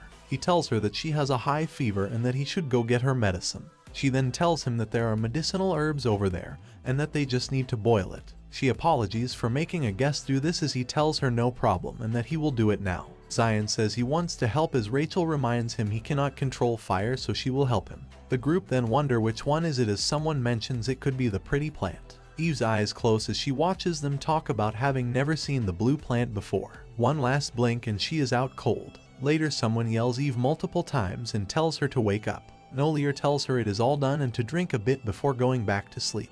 She notes her head hurts so much as Nolier tells her to drink it while it is warm and that it would make her feel better. As she sips, she then notes how disgusting it is. She wonders if it was always this bitter. Nolier then helps her out and tells her to sleep some more and that he will put the rest on the table so she can drink it when she gets up later. He tells her that he and the children will go get clean water. Eve notes to herself that it may be due to her sickness, but a single touch from him makes her heart go back and forth between heaven and hell. He has his hand on her forehead as she notes it is so warm. As she felt his caring touch, she would then fall asleep again before she knew it. It is then noted that she had no idea what was going to happen to her. She blinks her eyes open as she wonders if she was asleep for a long time. She wonders if they brought water yet as her hand pats the blanket. She then holds up her hand wondering if this is hers. She then wonders what is with this tail. She says what the heck as she wonders if she turned into a wolf. The man from before really did give her that good non-monetizable stuff. The bed where Eve rests glistens with a white light. As she starts to get up, Eve wonders how long she's been out. Her tail wags as she wonders if her family is back with the water yet. As it continues to wag, she notes how soft somebody's tail is. That is until she starts to realize things. She grabs at the tail with her hand while in a state of shock. This then prompts her to stare at her hand, which has now become a paw. She then wonders if she has fully become a wolf as she sits stunned on top of her bed. She grabs at her face, noting how this cannot be true and that there's no way it's possible that she has suddenly transformed into an animal. She then tells herself that this must be a dream as she was very sleepy earlier. She then curls around in bed and tells herself to calm down. Eve says to herself that if she closes her eyes and counts to 10, then things should definitely return back to normal. The countdown begins as she begins to sweat and feel anxious. She finally has that get real with yourself moment as she tells herself there is no way this is a dream and that she is totally in denial. She wonders how the heck this even happened as her nose then catches a whiff of something in the air. She continues to sniff as she then realizes the scent is from the cup right next to her that is filled with that good stuff. She wonders if this cup was what caused everything that's happening to her, especially since the smell is awful and that she only realizes this now as her nose is no longer stuffy. She then definitely recalls telling Nolier to use the herbs she had and him agreeing to that. Wolf Eve then hops from the bed as she notes the plants should not have had any side effects. She crawls up the seat and table as she wonders if he mixed something else into it.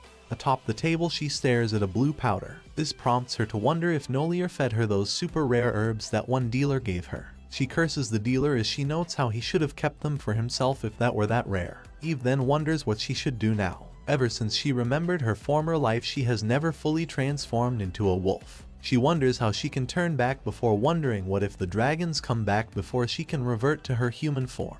She imagines them becoming enraged at her for lying and notes that she'd be dead. She then starts to crawl and tells herself that she must get out of here first. She jumps at the door as she decides to return after the medicine has worn off. The issue is that she currently has paused, so opening the door becomes a real struggle. She continues to scratch and tap before it finally opens. Rachel starts to walk and saying she's sure Eve is asleep and that it's important to rest when you're sick. Eve is completely in disarray and she throws out a non-monetizable word. Rachel then notices her as Eve starts to look saddened. Chills can be felt as Rachel wonders who this is. Poor Eve starts to quiver and shake in fear as she wonders if Rachel ever made this expression before and if Rachel has realized who she is. Zion then walks in yelling Ruby. Zion calls this odd as Eve notes he probably won't know it's her either. Eve notes how they've lived deep in the woods together since he was born, so he's never seen any wolves or his sister in her wolf form either. Zion then starts to mention how the ears and the tail both look very familiar to him. Eve hopes he doesn't know it's her, but Zion starts to yell it is his sister before Rachel covers his mouth saying it is a puppy. Rachel says she recalls seeing one before and that this is definitely a puppy. Zion mentions how if she recalls seeing a puppy then that must mean her memory is back. Rachel glares at him in silence as Eve notes how perceptive her brother is today. Zion then says he wants to show the puppy to his sister before wondering where she is. Zion then starts to act like Light Yagami as he deduces how his sister is gone and how there is suddenly a puppy in the house. Eve internally yells at him to stop trying to solve things and how now is not the time to be clever. Zion seems to have gotten a boost in IQ as he notes how these two things must be connected. Eve now starts to act like a cute dog as she notes how this will no doubt distract him. Zion then shouts, yelling at how cute the puppy is, and pets it. Rachel is shocked and speechless. She then sighs, saying she knew it was a puppy, as Eve notes how she is almost hurt by how they're buying this. Rachel says that Eve likely stepped out to cool off since Eve must have felt hot from her cold. Zion says he sees, as Rachel then wonders what in the world Eve is thinking. Zion yells Ruby's name as he tells her to look at the puppy's toe beans. Eve is internally crying as she internally asks if her brother is enjoying this, especially since his sister must do all this squirming to avoid getting killed. Rachel then calls Zion a fool and says that is not important. She tells him that Nolier will be back soon and asks what they should do. Eve then gasps as she notes how she was so focused on the kids she forgot about him. We then hear the man's voice as he tells the kids they got back before him. His boots can be seen as Eve calls him her final boss. His shadow descends on the house as Eve notes he has arrived. He then asks what that thing is doing here. Excuse me, sir, but for your information, that thing is your future wife, by the way. Eve lets out a soft bark as she notes how screwed she is. She wonders if she should try acting cute before thinking about how Nolier won't easily fall for it like the kids. She then trembles as she wonders what she needs to do. Rachel then shows up and hugs Eve as she tells Nolier it is a puppy. Nolier says what as Rachel says she will raise the puppy and tells him to not touch it. Rachel tells him that if he plans on living with her, he better not think this is just some ordinary puppy. Nolier then calls Rachel's name as he wonders why she is behaving so strangely right now. Nolier then internally says wait as he then starts to glance around wondering where Eve is. He notes how the table is a mess before seeing how her bed looks like she got up and left in a hurry. He then recalls how this puppy suddenly showed up as well. This causes him to jolt and shock as he wonders if this could mean what he thinks it means. Nolier covers his mouth as Eve notes how his expression has gotten worse. Eve wonders if Nolier will burst out in anger and cause trouble for even the kids as well. She then internally says no as she squirms. She tells herself she must do whatever she can to prevent that from happening. She stands firmly in front of Rachel and her brother as if protecting them like a good mother would. Look at Eve, man, so inspirational. As Eve stares at Nolier, she feels chills running down her spine from fear. She has a gulp before moving her paw. She then taps his boots and goes full on Puss in Boots mode as she hopes that he will fall for her being cute trick just this once. We see twitching from Nolier's face as Eve then whimpers, wondering if it worked. She then is in shambles as she cannot believe she will end up dying as a wolf. That is until she hears the words how cute. Eve lets out a soft bark as Nolier now kneels down, saying he finally is starting to see what Rachel means. He notes the color of the eyes and the sheen of its fur all remind him of a certain cuteness he's seen before. He then lets out a smile. Eve wonders if he really fell for it as he starts to pat her on the head. He then scratches her chin as Eve now appears very pleased and notes how she is fine with doing this if it means she can live. Nolier himself chuckles as he notes how Eve did not have to go this far. He is then silent before telling Rachel he will be back after getting some firewood. Rachel asks what about the puppy, to which Nolier smiles and tells her to take good care of it as it must be lost. Rachel then beams with a smile as she hugs on tightly to Eve. Rachel asks when he will be back, to which he tells her he won't be back soon as he must go far. He then mentions that it appears as though Eve has gone out for a walk and that he needs the two kids to watch the house. He tells them he shall be back as the door creaks closed. He stands outside in silence for a moment before slumping over, noting how he almost ended up being aggressive again. He looks like Sasuke in this frame as he notes how he cannot believe that the wolf is Eve. He also notes how he would have no doubt attacked if Rachel had not stopped him. For some reason they show us his nape before we see him seated on the stairs. Unlike my alcoholic dad, Nolier starts to wonder what he should do to fix this rage issue that clouds his judgment. Nolier also wonders what to do about the powers he cannot hide and his true feelings. From the inside, the door has closed quietly as both Eve and Rachel breathe a sigh of relief. Rachel tells Zion they should get to bed now as Zion asks why so soon as he still wants to play. Rachel says puppies need to go to bed early as she internally notes how Eve can revert back to normal more comfortably if everyone is asleep. She then tells Puppy Eve that it is time and pulls a blanket over them. Eve starts to lick Rachel as thanks since Rachel saved her life from Nolier. Eve then sadly wonders how she can change back as the most pressing matters have all been dealt with now. She then starts to wonder what if she cannot revert back. That is until she starts to get sleepy while wondering if she is still feeling the effects of the medicine. She notes that she's sure everything will be okay if she just rests for a little bit. We can then see hair drifting in the air as we see the family peacefully sleeping together while Eve tells herself what a hectic day it has been.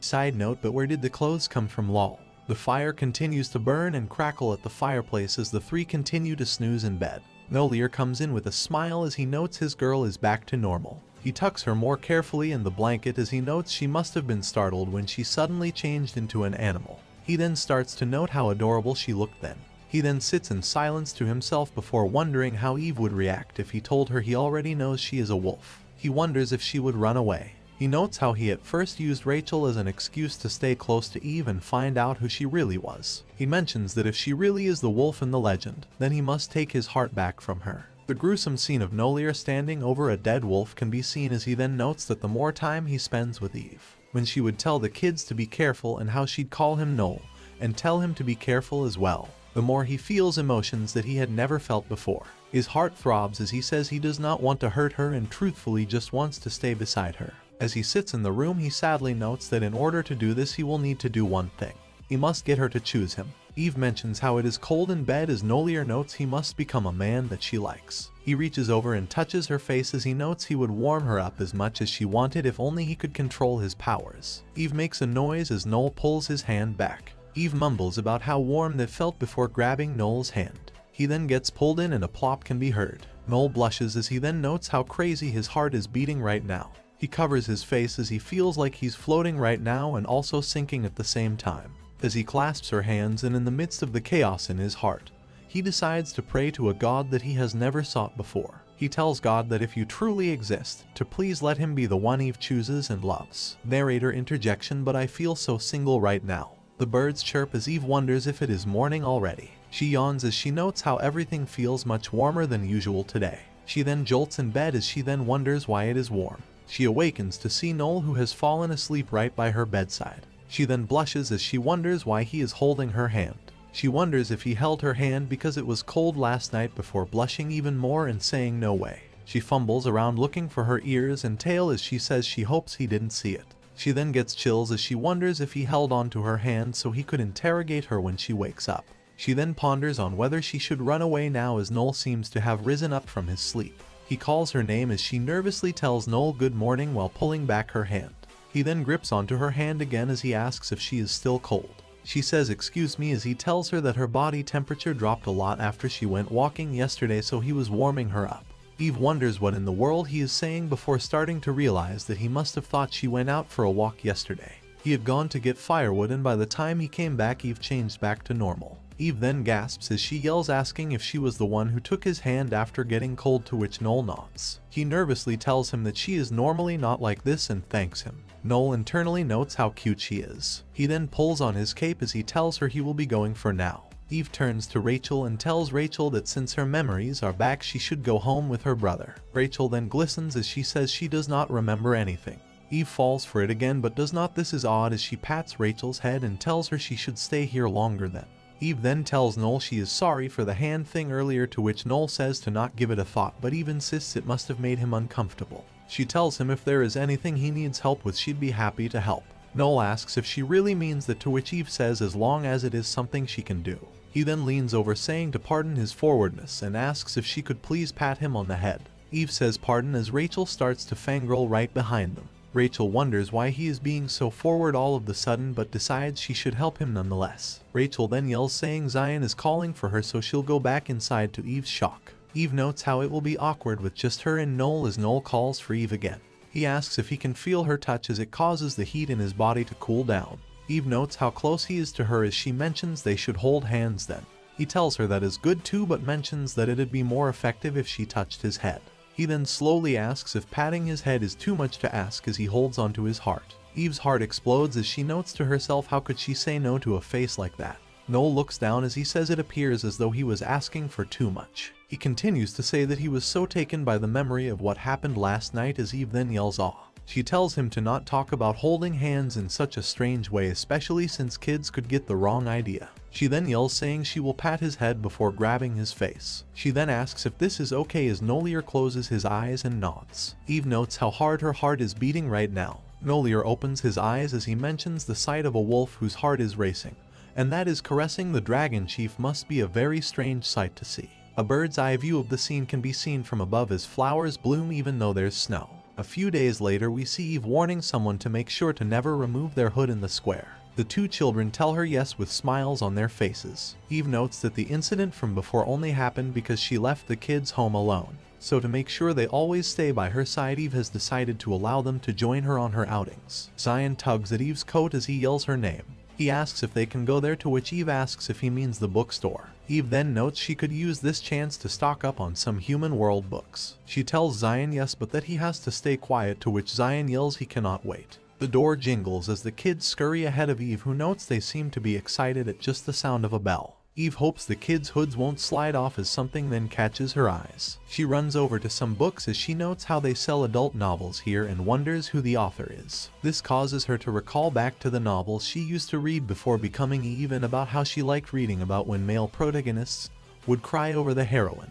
Eve really is that weird lol, but in a cute way. Eve gulps as she notes how she could read just one and that she does have the time and money to read now anyways. She then slightly flexes to herself and says that she'll just buy it then since she's now rich and all. Eve then wonders why the shelves are so empty before noting how she does not see any human world books. She then clears her throat and asks the bookstore guy if the human world books are sold out as she can't find them on any shelves. He turns to her and asks if she does not know yet. He tells her they have been banned for quite some time now, which stuns her. He places her purchase into a bag as he tells her the ban is due to many hybrids illegally moving to the human world. He mentions how he heard the king of the human world is furious and wants to tighten restrictions before the situation gets worse. The man then wonders if a human has ever come to this side as Eve then notes how she was just happy a moment ago after buying this book. Now she has to wonder if she'll end up living in the North forever. Side note, but being stuck in the North forever sounds quite familiar if you know what I mean.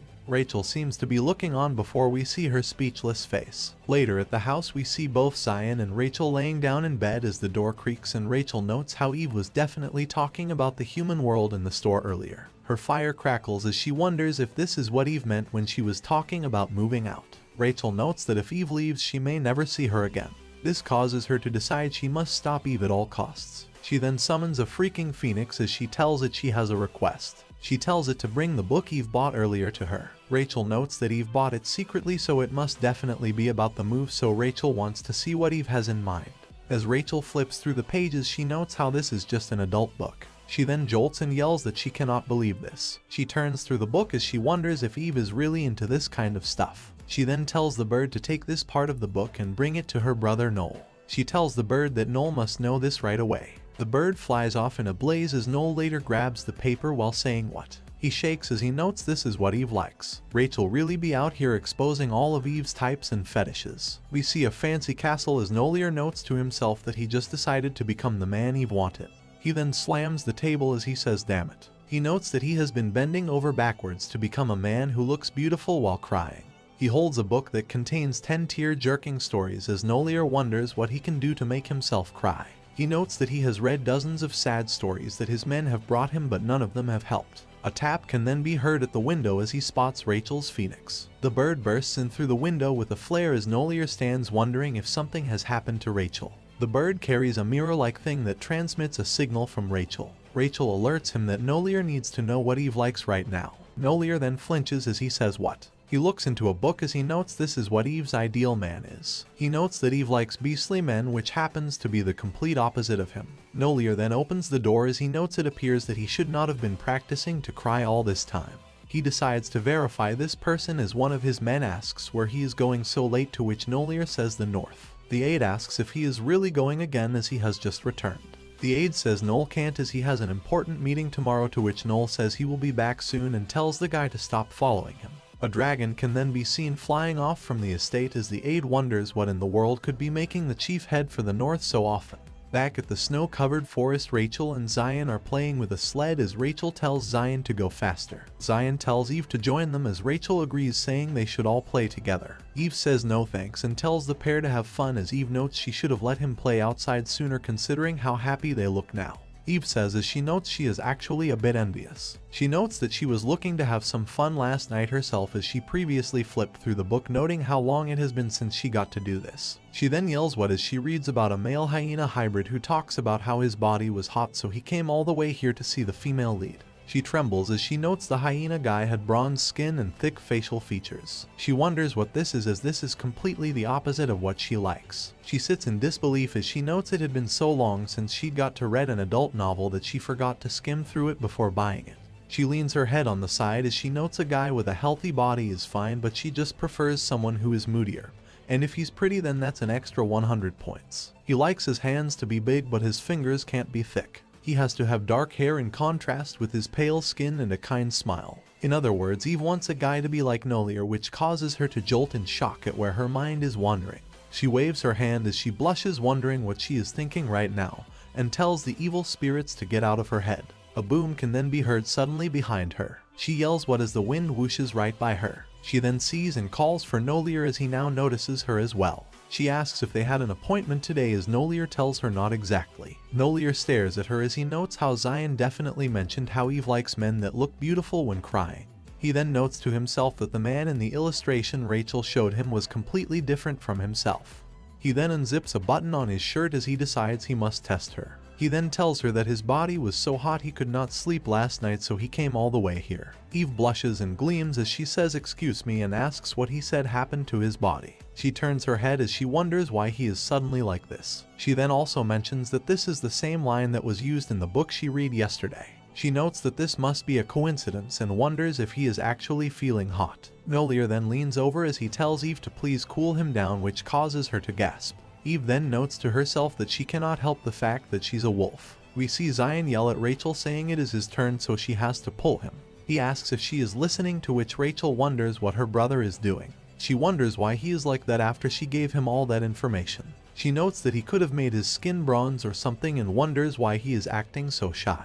She also notes how he still can't get the job done after all the help she has given and calls him a stupid lizard. Rachel is enraged and notes that if her brother is gonna be like this, then she'll have to marry Eve herself. Zion in the back mentions how Rachel is not even listening to him anymore. He then turns, saying he's not going to play with her anymore, and starts to walk away. He notes how she sometimes says things he does not understand and how Nolier always wants to play with Eve. He halts as he notes how Eve used to always play with him, but now. He shakes his head to stop the tears as he says he knows how to play by himself. He continues to walk, saying they all better not beg to play with him later. He then stumbles upon something shiny, wondering what it is. He notes that it is pretty as a suspicious individual hides behind a tree. The creep stares at the kid and then lets out a giggle like he's EDP 445. Noel tells her to please cool him down as Eve then grabs his clothes and internally says no. She says she knows he is hot but tells him that he should not unbutton in front of children. Noel sweats as he wonders if she does not like him because he is not a beastly man.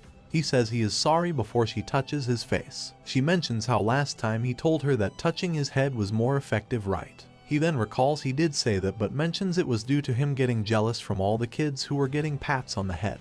He notes how she still remembers that as Eve asks how this is and if he is cooling off. This causes Noel to be in disbelief at himself for even testing such a kind woman, all just to find what her ideal type is. He now closes his eyes as he says this is nice. As this scene continues, he stands and feels very ashamed of himself. Eve then mentions that she hopes he feels better now as Noel tells her thank you. Eve then notices that she buttoned his shirt up in such a hurry, so she wants to fix it properly now. As she does so, she asks why he unbuttoned his shirt anyways and that he was blushing while doing so. Noel is at a loss for words, as then blushes, says he was in a rush as it was so hot, and that this was very rude. He then says he apologizes as something has caught Eve's eye. He tells her he will be careful from now on and that if she doesn't like his blushing he will work on that as well. Eve's heart beats more loudly as she internally asks her mom and dad what she should do, as she has found her ideal guy for the first time in her life. The only issue is that he turns out to be a dragon. Zion reaches for the ground as he wonders what this is. He holds the thing that looks like a red blood cell as he notes how pretty it is, much like Ruby's eyes, and how warm it is. He decides to take it back home as someone then says hello to him.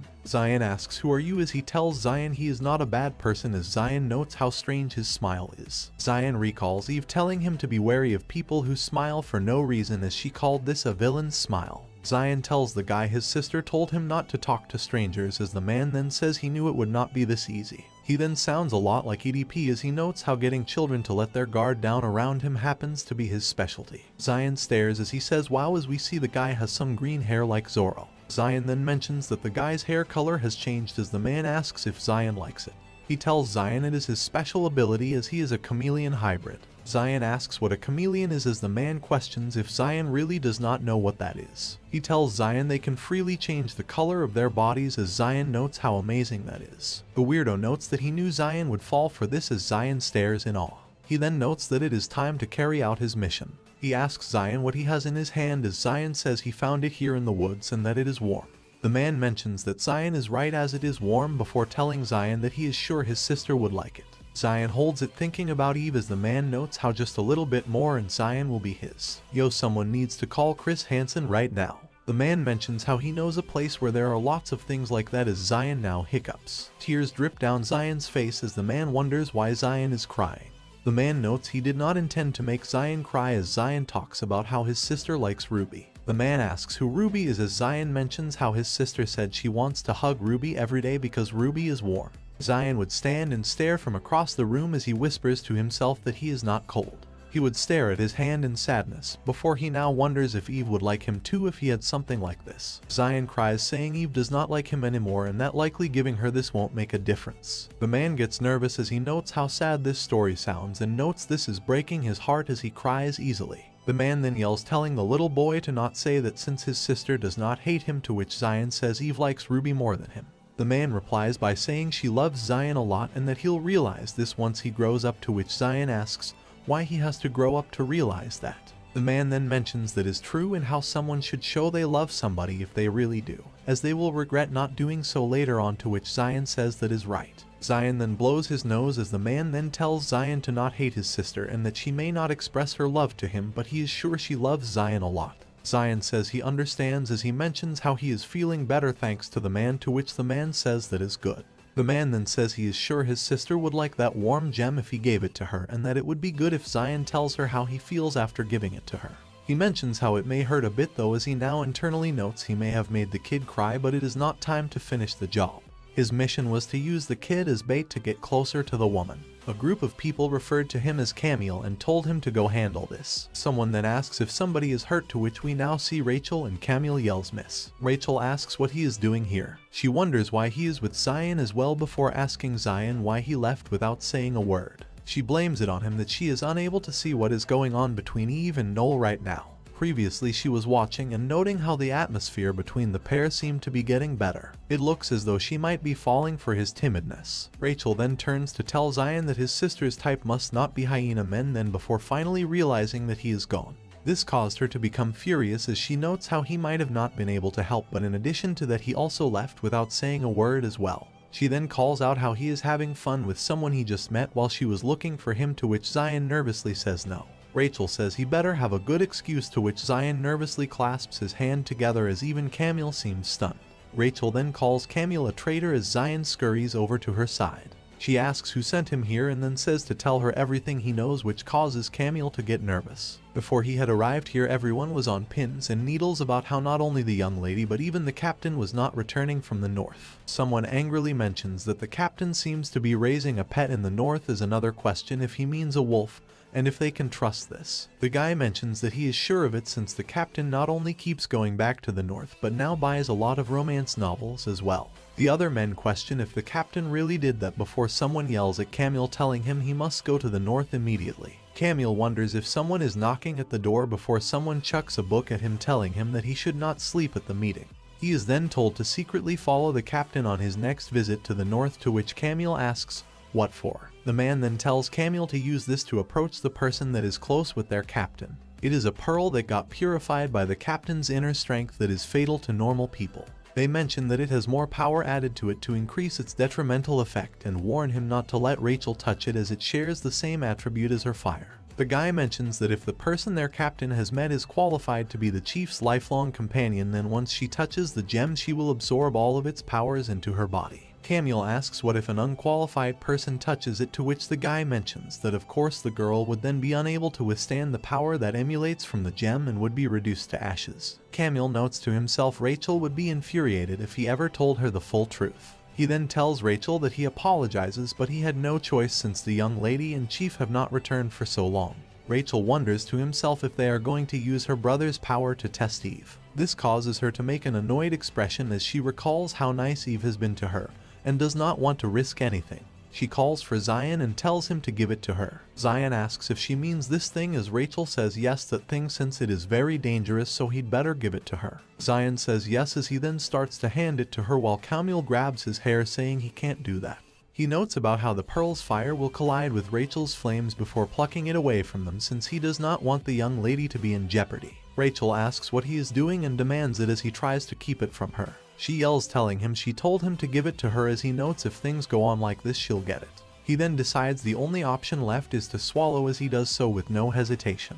Rachel calls him an idiot as she yells for him to spit it out and to give it to her. As she chases him, she asks why he keeps running away. She mentions his life is at risk, as the man notes it will be more dangerous if Rachel got her hands on it. Rachel then says she will have to resort to force if he won't listen, to which Camille says she can't. Just then it appears as though he has swallowed it, as three of them stand awkwardly. She asks if he is crazy as she starts to note what would happen if he swallowed it.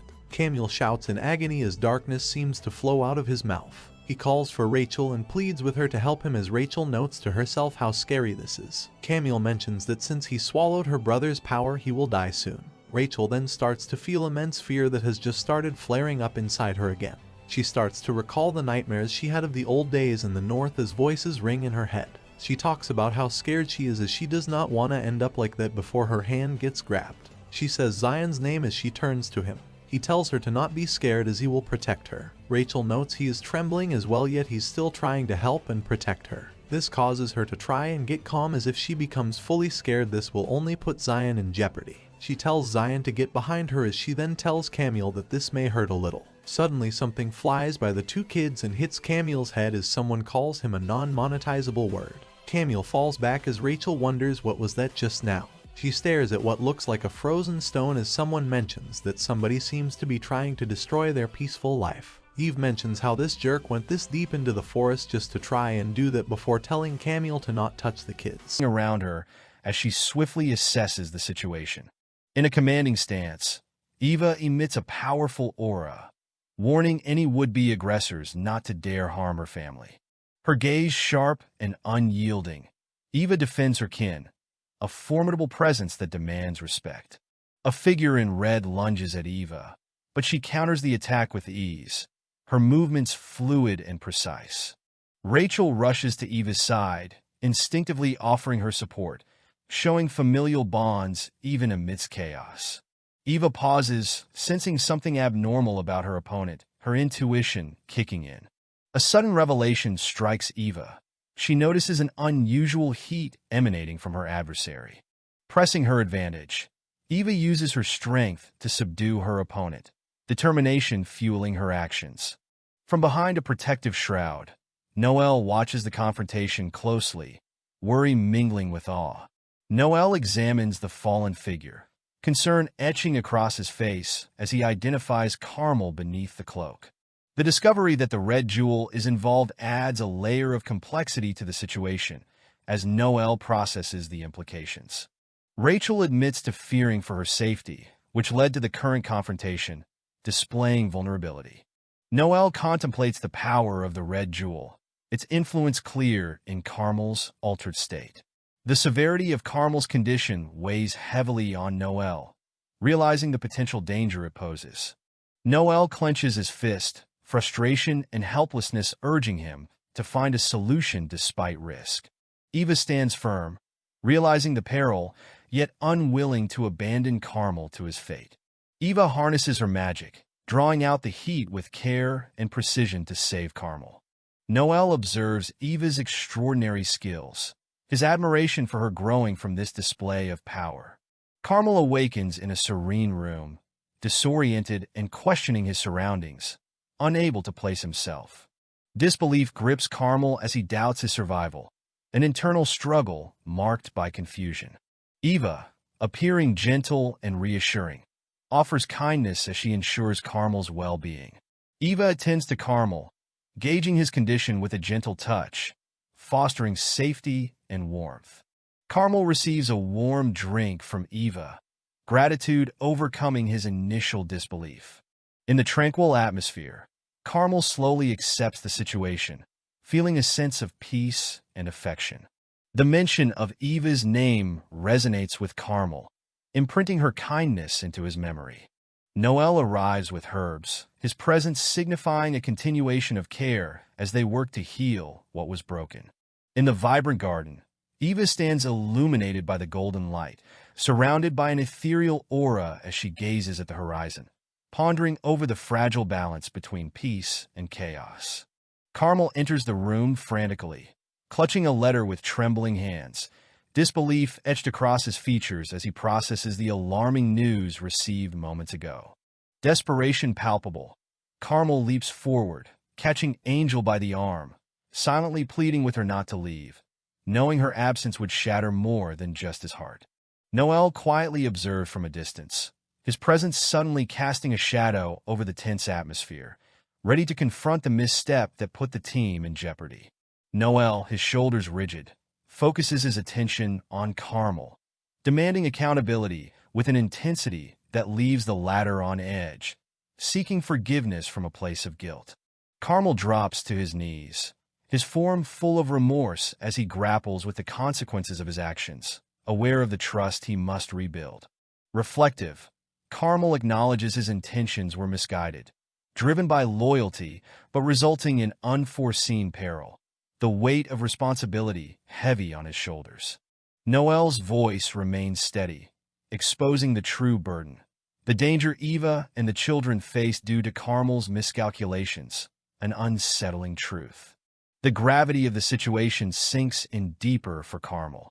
He envisions the harrowing possibility of losing Eva, fueling his resolve for redemption. Still on the ground, Carmel vows to atone for his mistake, his commitment to protecting those he holds dear unwavering despite his missteps. From the side, Rachel silently enters the scene, hands gently clasping a cup, her mind a storm of thoughts amidst the unfolding tension. Noelle crouches beside Carmel, intention behind each movement, seeking to bridge the gap between past errors and future trust, an assurance of resilience shared. In a sudden shift, Noelle's attention shifts back to Carmel, sensing the warmth emanating from his forehead, concern layered underneath his urgency. Acting swiftly, Noelle helps Carmel find balance, promising respite and aid, a shared understanding reinforcing their bond. A faint smile tugs at Rachel's lips, witnessing the camaraderie shared within the group, though questions linger in her mind about Noelle's earnest commitment. A reminiscent gleam in Carmel's eyes suggests a past encounter with the enigmatic magic of the northern ice, stirring memories he hoped were long buried. Peering through the quiet of the room, Carmel recalls the mystical powers that altered his fate before, curiosity weighing heavily. A soft acknowledgement passes between Noel and Rachel, suspicions creeping into the open as Carmel questions the nature of their bond. Julia bursts into the room, injecting a lively energy that momentarily distracts the group, her curious gaze drawing attention away from uneasy topics. With a reassuring presence, Rachel reassures Julia from her perch, sharing excitement in unexpected surprises encountered within their journey. Still entwined in warmth, Julia playfully requests a hug from Rachel, an innocent comfort amidst brewing tribulations, seeking solace and closeness. As Rachel obliges, Noel silently acknowledges the depth of their connections, promising personal attention and understanding to reciprocate the trust invested. Rachel rises to assist Julia, all the while acknowledging Noel's pledge, their shared wisdom enabling swift problem-solving in the face of conflict. Surprised by the ease of their solutions, Hopper arrives unsuspecting of the delicate threads linking each story, greeted by an odd sense of completeness. Shaun reflects on familial warmth, pondering quietly why such companionship draws unexpected comfort, despite the accompanying dread of losing it. Noel embraces the moment, contemplating aloud the possibility of enduring these connections, understanding the value of shared trials and triumphs. As they converge for a brief respite, Rachel ponders the visible fragments of history unspooling between them, a momentary truth glimpsed. Watching from afar, Carmel notes the scene with apprehension, misinterpretations lurking in the contrast of words versus intentions. Intrigued yet cautious, Carmel contemplates the dynamics, curious about the depth and sincerity woven into the fabric of their interactions. As the brisk autumn air fills the space, closure blossoms in a newfound understanding of how strong bonds endure hardship, kindling hope for what lies ahead. Standing amidst the floral backdrop of a quaint garden, Eva ponders over the meaning of becoming Rachel's new sister, a term that strikes her with its unexpected implications. As the words, "my new sister," reverberate in her mind, a careful exploration of her surroundings reveals a world filled with potential connections. The revelation seems to surround Eva, each petal and breeze echoing Rachel's declaration, immersing her in contemplation. Astonishment sets in, and the grandeur of the scene amplifies the gravity of the situation. Eva senses a shift in her life, taking in every detail of her journey thus far. The atmosphere is lively, yet Eva questions aloud to herself if she truly understood Rachel's intentions, her thoughts meandering through layers of emotion. Sitting beside Noel, Eva finds reassurance in his calm demeanor, suspecting that his presence might elucidate the enigma of new sister status. As she embraces Rachel, a momentary stillness encapsulates her inner turmoil, and Eva steels herself to navigate this unexpected family dynamic. A vivid illustration captures their happy family vision, yet Eva discerns an underlying complexity within these cultural differences. The notion of tigers feeding on grass suggests the peculiarity of the situation, drawing a parallel to her own bewilderment. Observing the young girl, Eva perceives the innocence in Rachel's eyes, reinforcing her need to clarify the meaning behind her statement. Joyful laughter emanates from Shaun, who eagerly accepts his role as her new brother, a gesture that momentarily disperses Eva's lingering doubts. Carmel's polite query brings Eva back to the present, allowing her to regain her composure and question the true nature of their familial terminology. Noel's unflinching reaction piques Eva's curiosity about his perspective, as if he holds the key to this puzzle. Rachel's vibrant energy distracts from any misgivings, momentarily wrapping Eva in warmth and acceptance. Despite Rachel's assurance, Eva resolves to seek Noel's opinion later, trusting his guidance to unravel the complexities of her new sister role. With the day drawing to a close, Carmel expresses gratitude and politely declines their offer, leaving Eva with promises of future bonds yet to be forged. As Carmel departs, Eva wonders about the nature of her new relationships and hopes for clarity in future interactions. Noel contemplates the significance of the term new sister, his introspection visible as he walks alongside Eva. Stepping out into the twilight, Noel and Eva discuss the nuances of cultural differences, each step drawing them closer to understanding. Concerned about Rachel, they decide to search the premises, with Noel's determination guiding their course. Assured by Noel's presence, Eva ventures forth, confident that they will soon reunite with Rachel, despite the uncertainty of the situation. Carmel ventures deeper into the woods, contemplating the ties that Eva has unknowingly formed, as snow and shadows blur his path. Urgency dances across Carmel's movements, driven by the necessity to relay the unfolding events in the south. The fiery presence of a majestic phoenix emerges, its vibrant colors igniting Carmel's determination to protect those he cares for. Carmel shields himself as the fierce blaze draws new connections, compelling him to question how he might support Eva in her newfound path. Rachel's unexpected appearance captures the attention of everyone, her presence igniting further intrigue and speculation. As the tension peaks, Noel faces the future with certainty, pondering Rachel's inquiry about Eve's strength and its implications. Carmel expresses his intention to visit again, his loyalty echoing in the solemn promise that resonates between him and Noel.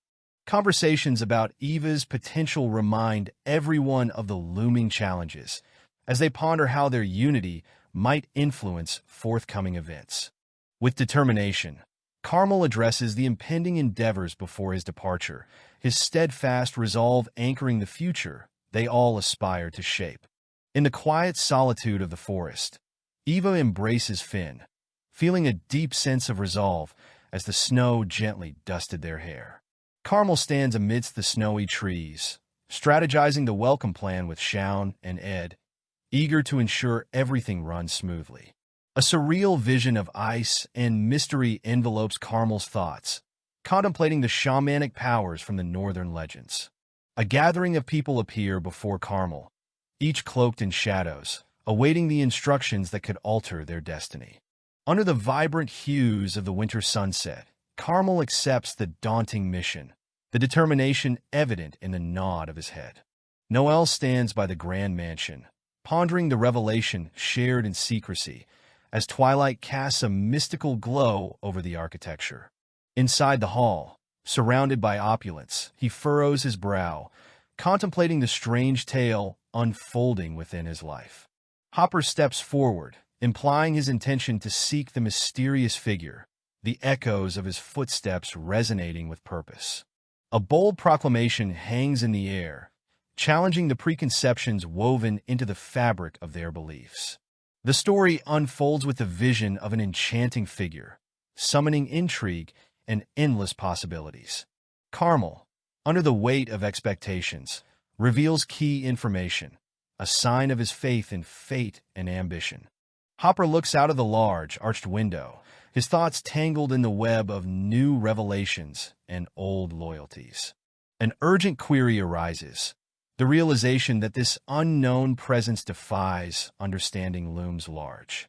A somber memory rushes back, the devastation when chaos reigned, marking a turning point in the history of their world. Noel, as a child, vows silently under the relentless rain, surrounded by figures who share his quiet determination. Ever determined, Noel recalls his efforts to gather the wisest ice wizards, each holding a piece of the larger puzzle. Fragile alliances formed with wolf half-breeds replay in his memory, as intricate ice patterns shimmer with delicate beauty. Yet, the effort seemed fruitless, casting doubt, as tales of legendary powers fuel his introspection. A silent promise forms in his heart, shadowed by the image of haunting lupin eyes, compelling him to guard those he cherishes. In a quaint bookstore, Eva and Finn peruse the shelves, discussing the enchanting allure of the volumes they find. Rachel and Shaun laugh over a shared book, their bright expressions lighting the dimly lit bookstore corner as if sharing a secret. Eva continues her search, frustration mingling with curiosity, as she tries to locate a book that truly captivates her interest. Finn's sudden flinch rings through the air, triggered by the mention of an unexpected source, the human world. He softly voices his wish, the simple longing to assimilate into human life, adding weight to his introspective journey. Eva nods, knowing the vast collection in the south could hold the answers, her thoughts drifting to the unexplored potentials within. There is a pause, an unspoken understanding that passes between them, acknowledging the truths never spoken aloud.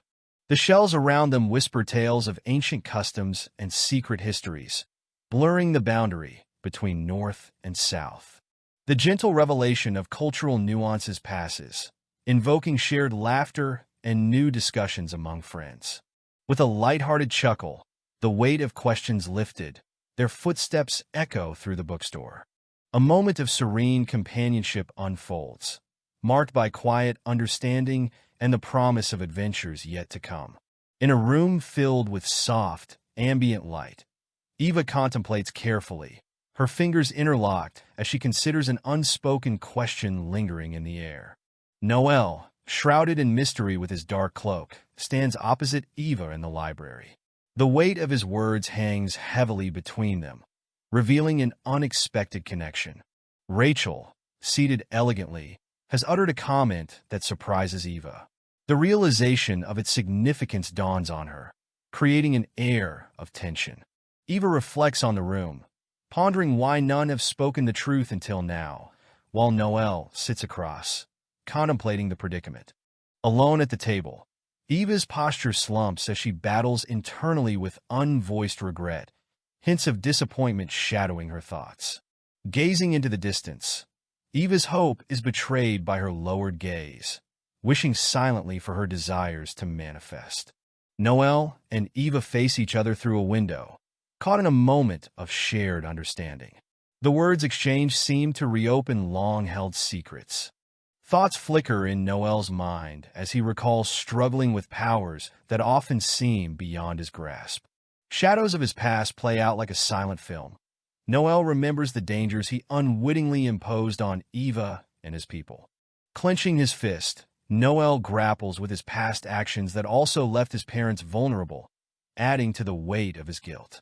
His mind drifts to the heart he was born with, which singularly defines his powers and the chaos it brings. Eva listens intently, understanding the rarity of Noel's condition. The realization dawns that his struggles are deeply rooted in his identity. Memories surface of Carmel and others attempting to harness Noel's powers, yet the futility of their efforts remains a stark reminder.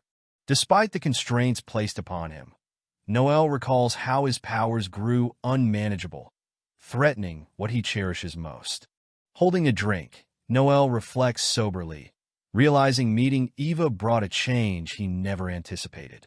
That first touch with Eva unleashed a sensation so profound it marked a turning point, binding their fates together.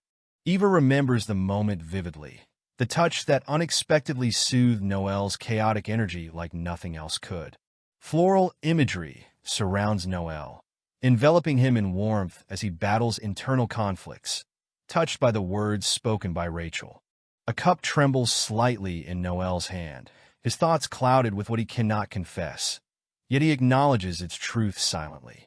Eva reassures him with a gentle gesture, dismissing the need for apology, suggesting moving forward with clarity. As Eva ponders Noel's revelations, she realizes how her overlooked power holds significant value in aid of Noel's struggles. Thoughts of Shaun and himself flash before Eva.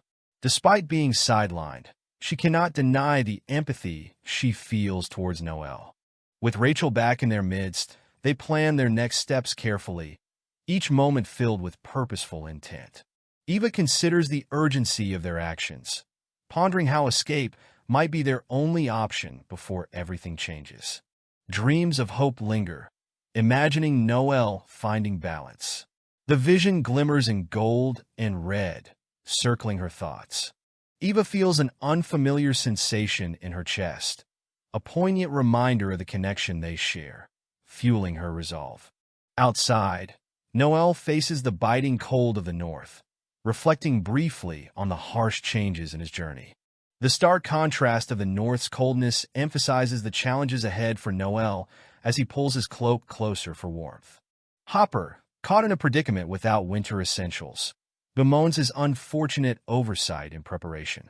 Misunderstandings abound, and Hopper finds himself on the receiving end of unwarranted ire, hoping to resolve things with a promise of return. Hopper stood amid the bustling town square, seething under his breath with frustration over the wolves that had caused such chaos in the city.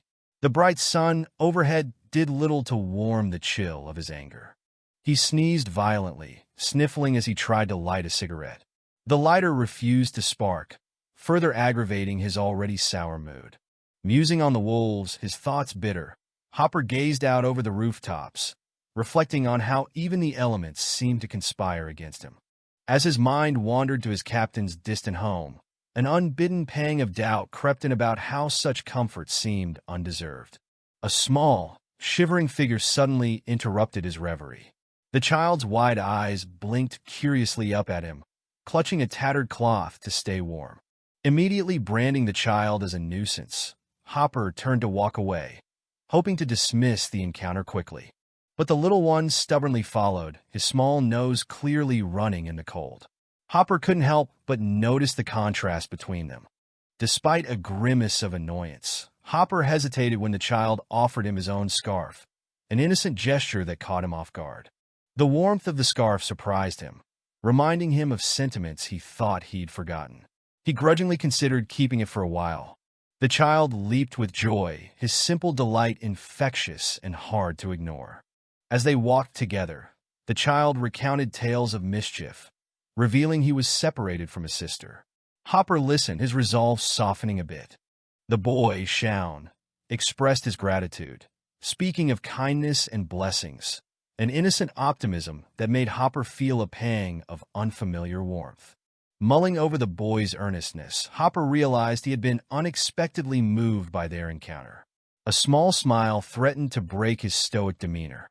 More determined than before, Hopper promised himself silently that he would reunite the boy with his sister, his usual coldness thawing slightly.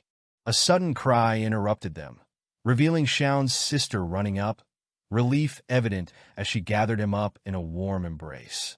Mid-reunion, Captain Noel made an unexpected appearance, his presence both commanding and mysterious as he approached. The swirling of identities and relationships became clear, each revelation punctuating with realization for all present. Awed by the captain's presence, Shaun's sister responded with clarity, dispelling any misunderstanding between them. An apology formed on Hopper's lips as he processed the sincerity and warmth radiating from what he once thought were mere burdens. In that moment, the lightness of Shaun's character cued a comforting closure to their interaction, prompting Hopper to reflect on the unexpected turns of his day. As Hopper prepared to take his leave, Shaun placed his little hand on Hopper's, offering words he knew would echo long after they parted. A gentle hand ruffled Shaun's hair, Hopper acknowledging the innocent wisdom that had touched his heart despite his resistance. The child called after him, insisting Hopper keep the scarf, a memento of their brief but impactful meeting.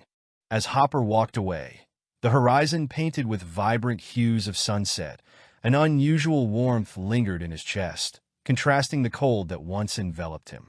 Ruby watched silently beside Shaun, her curiosity about the mysterious man piqued, a budding admiration she couldn't quite articulate. The two children discussed their unexpected fortune over dinner, the warmth of family and newfound friends lingering in the air.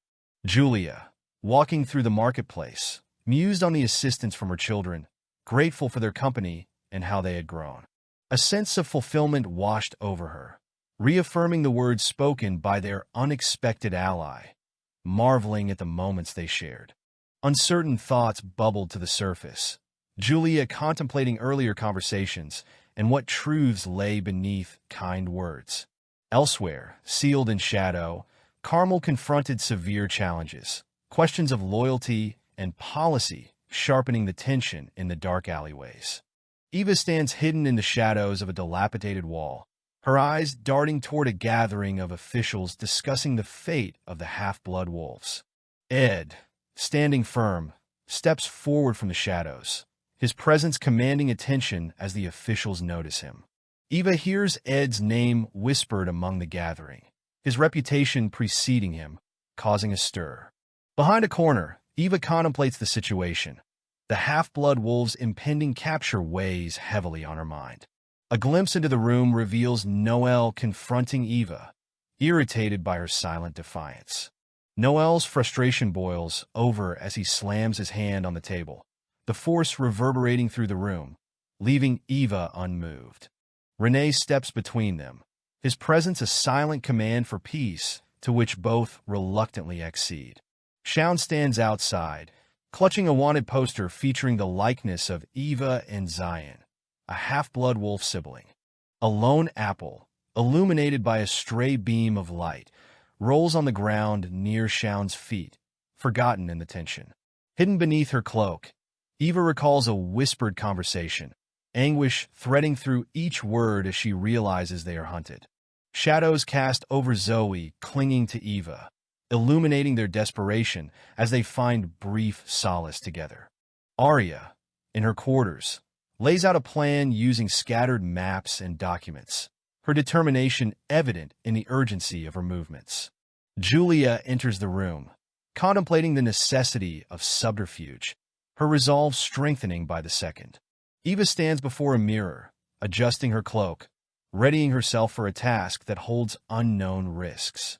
Noel appears unexpectedly, offering a gentle gesture of camaraderie before leaving Eva to her purpose. Renee interrupts with a question about the human world, curiosity evident in his demeanor as he probes for Eva's intentions. Eva glances at an open book, its pages fluttering with insights from the human world, anchoring her thoughts. Rachel bounds into the room, her excitement palpable, as she eagerly expresses her willingness to join the journey.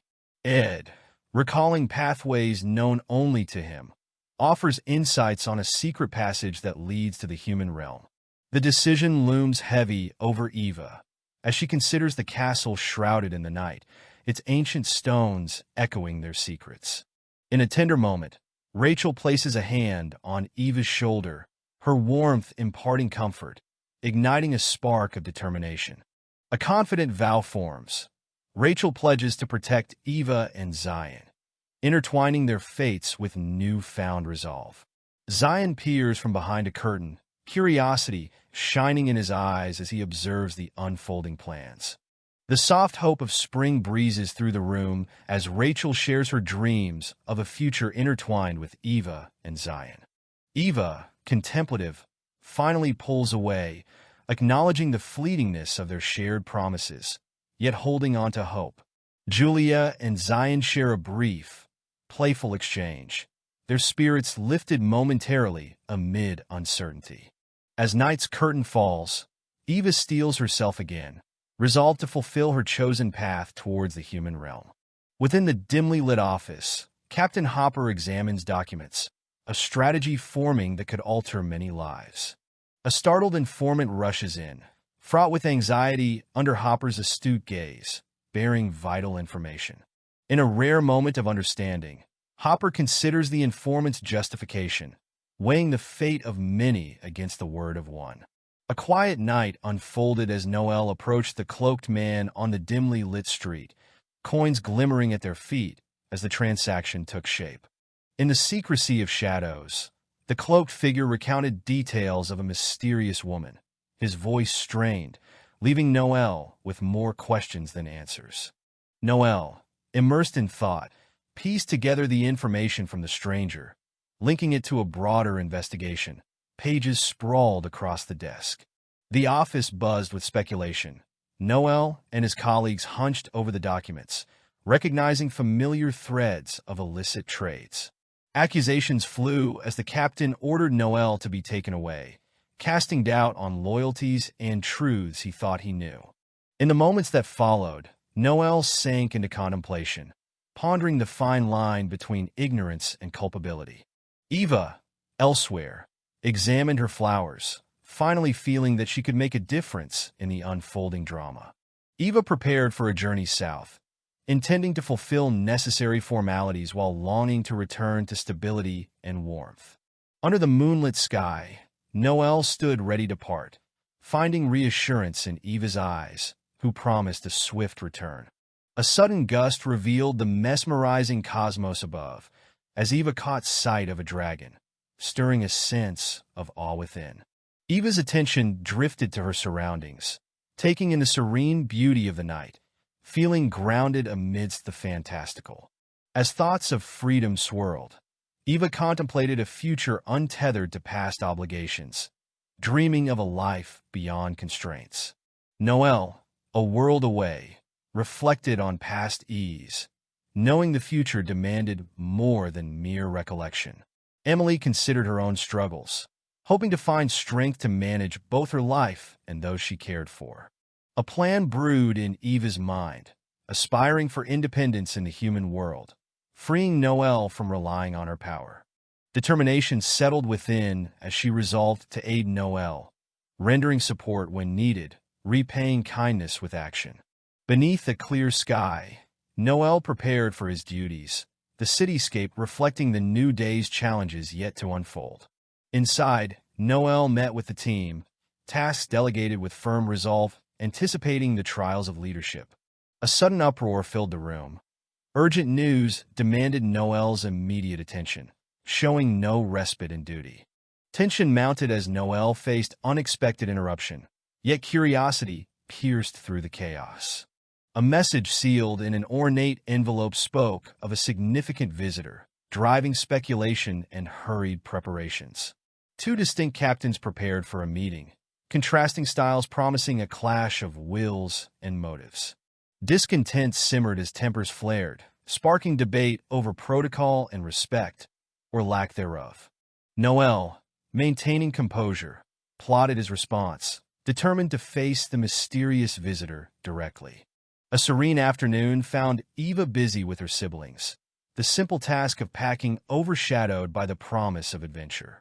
The joyful demands of play echoed, encouraging a pause in work, laughter filling their humble abode.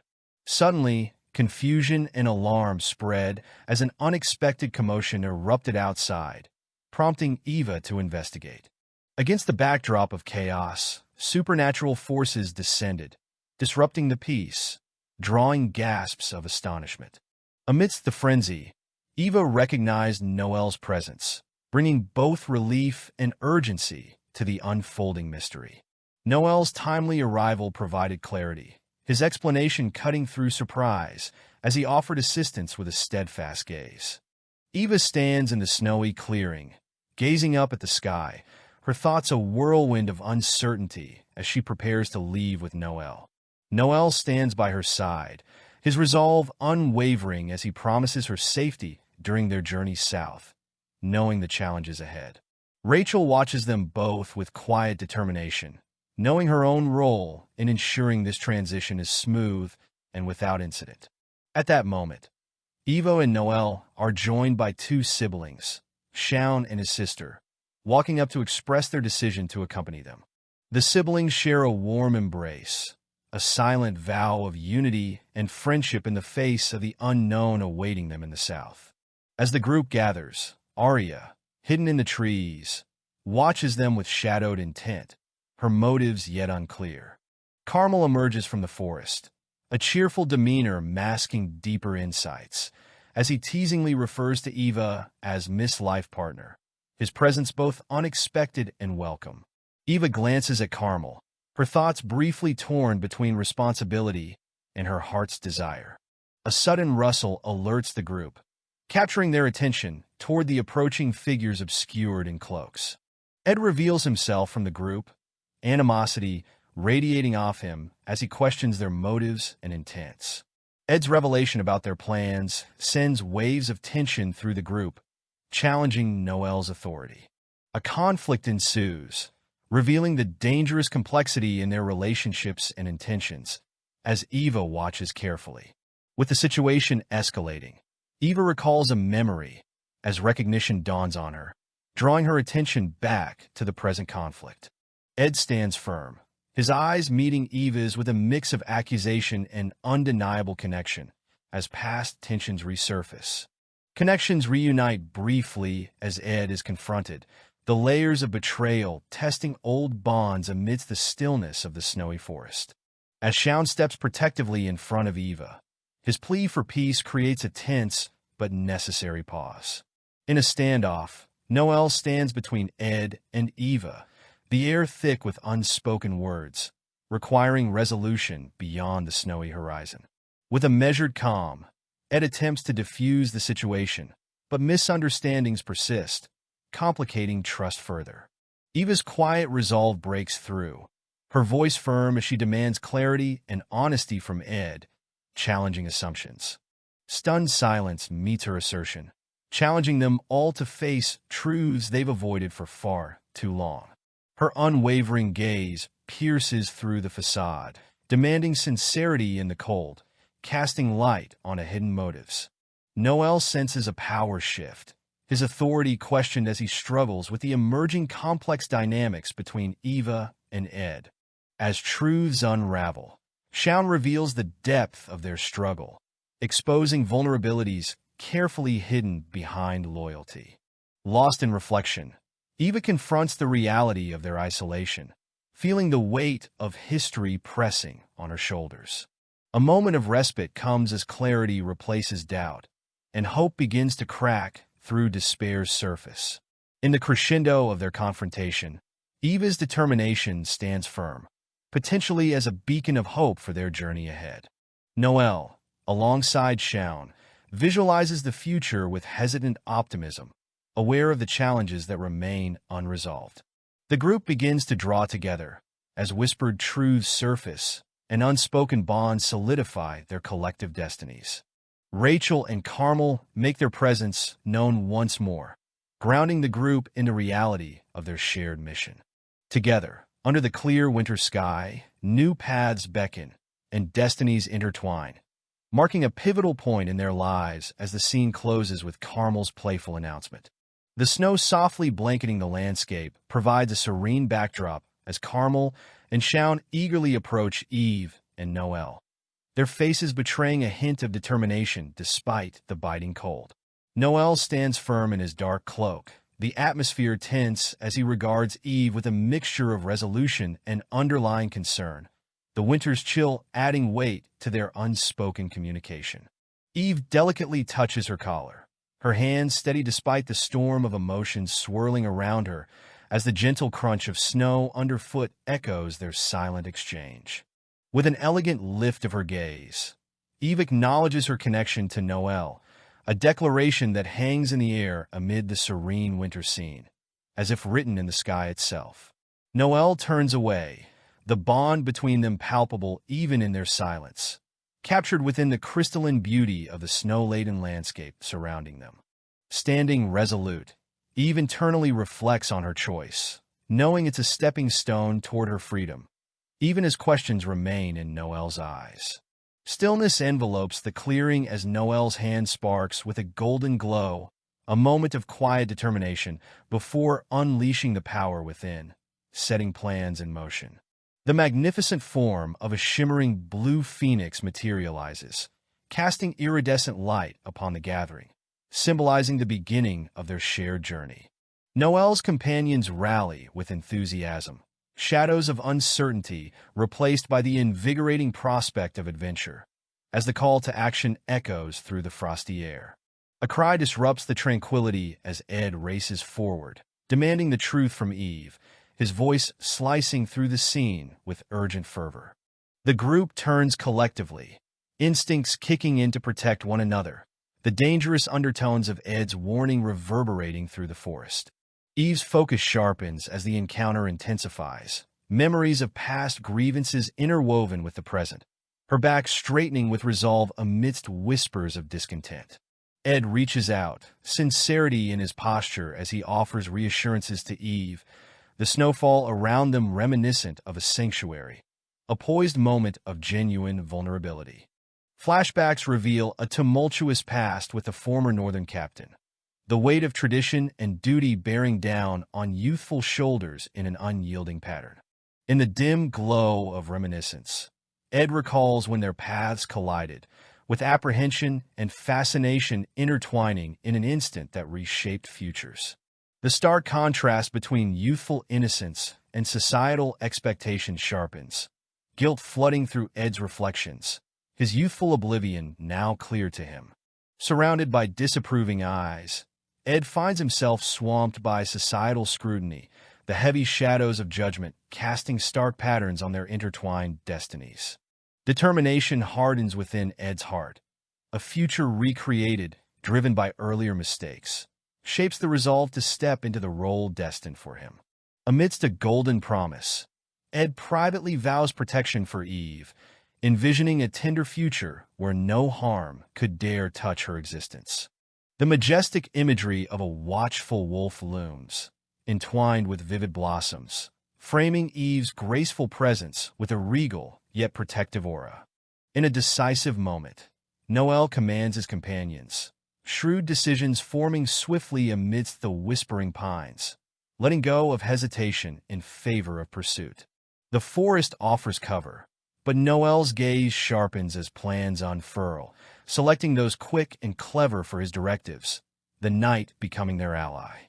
Under layers of destiny and power, a delicate balance lies within Eve, the remnants of her heritage intertwining with both menace and potential for salvation. Noel stands determined, the sunlight casting a resolute path ahead as he claims the search for Eve with personal devotion, silhouetted against the winter sky. Eve, finally taking flight toward the south, peers down, the azure sky merging with her own aspirations, each layer of cloud a step toward new beginnings. Noel subtly gestures toward the landscape below as Eve registers the breathtaking panorama, reality grounding dreams in the here and now as they near their destination. The stark view from above encapsulates the journey's magnitude. Eve and Noel side by side, the wind signaling a fresh chapter infused with hope. Awash in the natural beauty around, a sense of wonder envelopes Eve, realization dawning that every moment holds a memory to cherish. Noel extends his hand to Eve with earnest sincerity, the simple act loaded with unspoken promises, urging warmth despite the high altitude's chill. Light streaming softly through, Eve finds herself engrossed in the possibility standing before her, the horizon blurring into infinite potential as Noel remains by her side. Beneath the clear sky, Noel stands, his presence gentle and radiant, as he contemplates the complexities of his hidden identity as a wolf hybrid, pondering how it might affect his relationships with others. A flashback reveals the previous meeting, where suspicion hadn't yet clouded their interactions, but Noel knows this can't last forever. A revelation looms like a shadow over his peace. Beside Noel, Rachel and Eva walk together, the tension slightly eased by the chatter of wind. Their bonds are strong, but Eva senses a subtle worry in the air. Eva, amused yet mindful, reflects internally on the unpredictabilities awaiting them, her thoughts weaving through notions of family worries and the newness of their journey. Rachel turns to Eva, her awareness sharp, as she instinctively picks up on Eva's unspoken thoughts. There's an unbreakable connection between them, an understanding without words. Assuring Eva of her presence, Rachel stands firm, ready to support her sister through the uncertainty of their adventure, reinforcing their relationship amidst the vast skies. Eva allows herself to relax, letting the wind carry her concerns away for now as she takes in the breathtaking view of the endless sky shared with her companions. Flashes of the past bring back a conversation with her mother, who instilled notions of fearlessness in Eva towards misunderstood creatures like dragons.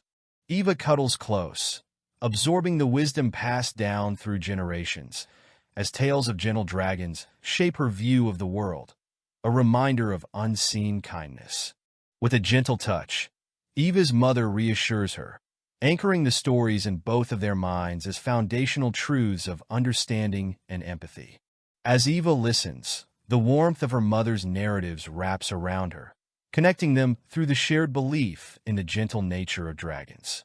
Back in the present, Eva considers those stories as they herald comfort to her, encouraging her to extend kindness to all should she encounter dragons, or even metaphorical ones in life.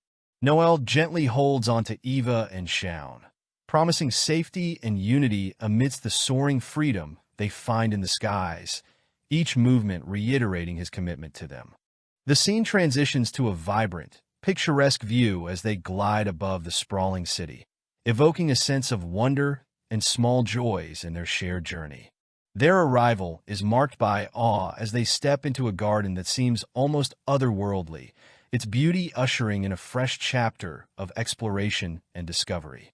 Shaun wanders among the abundance of flowers, overwhelmed by their vividness, a stark contrast to his previous limited exposure, prompting inner reflections of wonder. As a rare butterfly flutters by, Shaun's fascination flares with innocent excitement, his joy seemingly contagious, yet careful in its presence. Suddenly, excitement turns to surprise as Shaun stumbles, his fall intercepted by a steady hand, redirecting his scattered thoughts to his surroundings. Hopper appears, his presence paradoxically familiar yet foreign. His gentle reprimand mixed with an embrace of warmth leaves a strong impression on Shaun. Recognizing Hopper, Shaun recalls a past confrontation, but now senses an unexpected alliance forming, tinged with gratitude for help in unexpected moments. Hopper's role as an ally becomes clearer, offering a cordial alliance despite past reservations and illustrating a shift in Shaun's understanding of trust.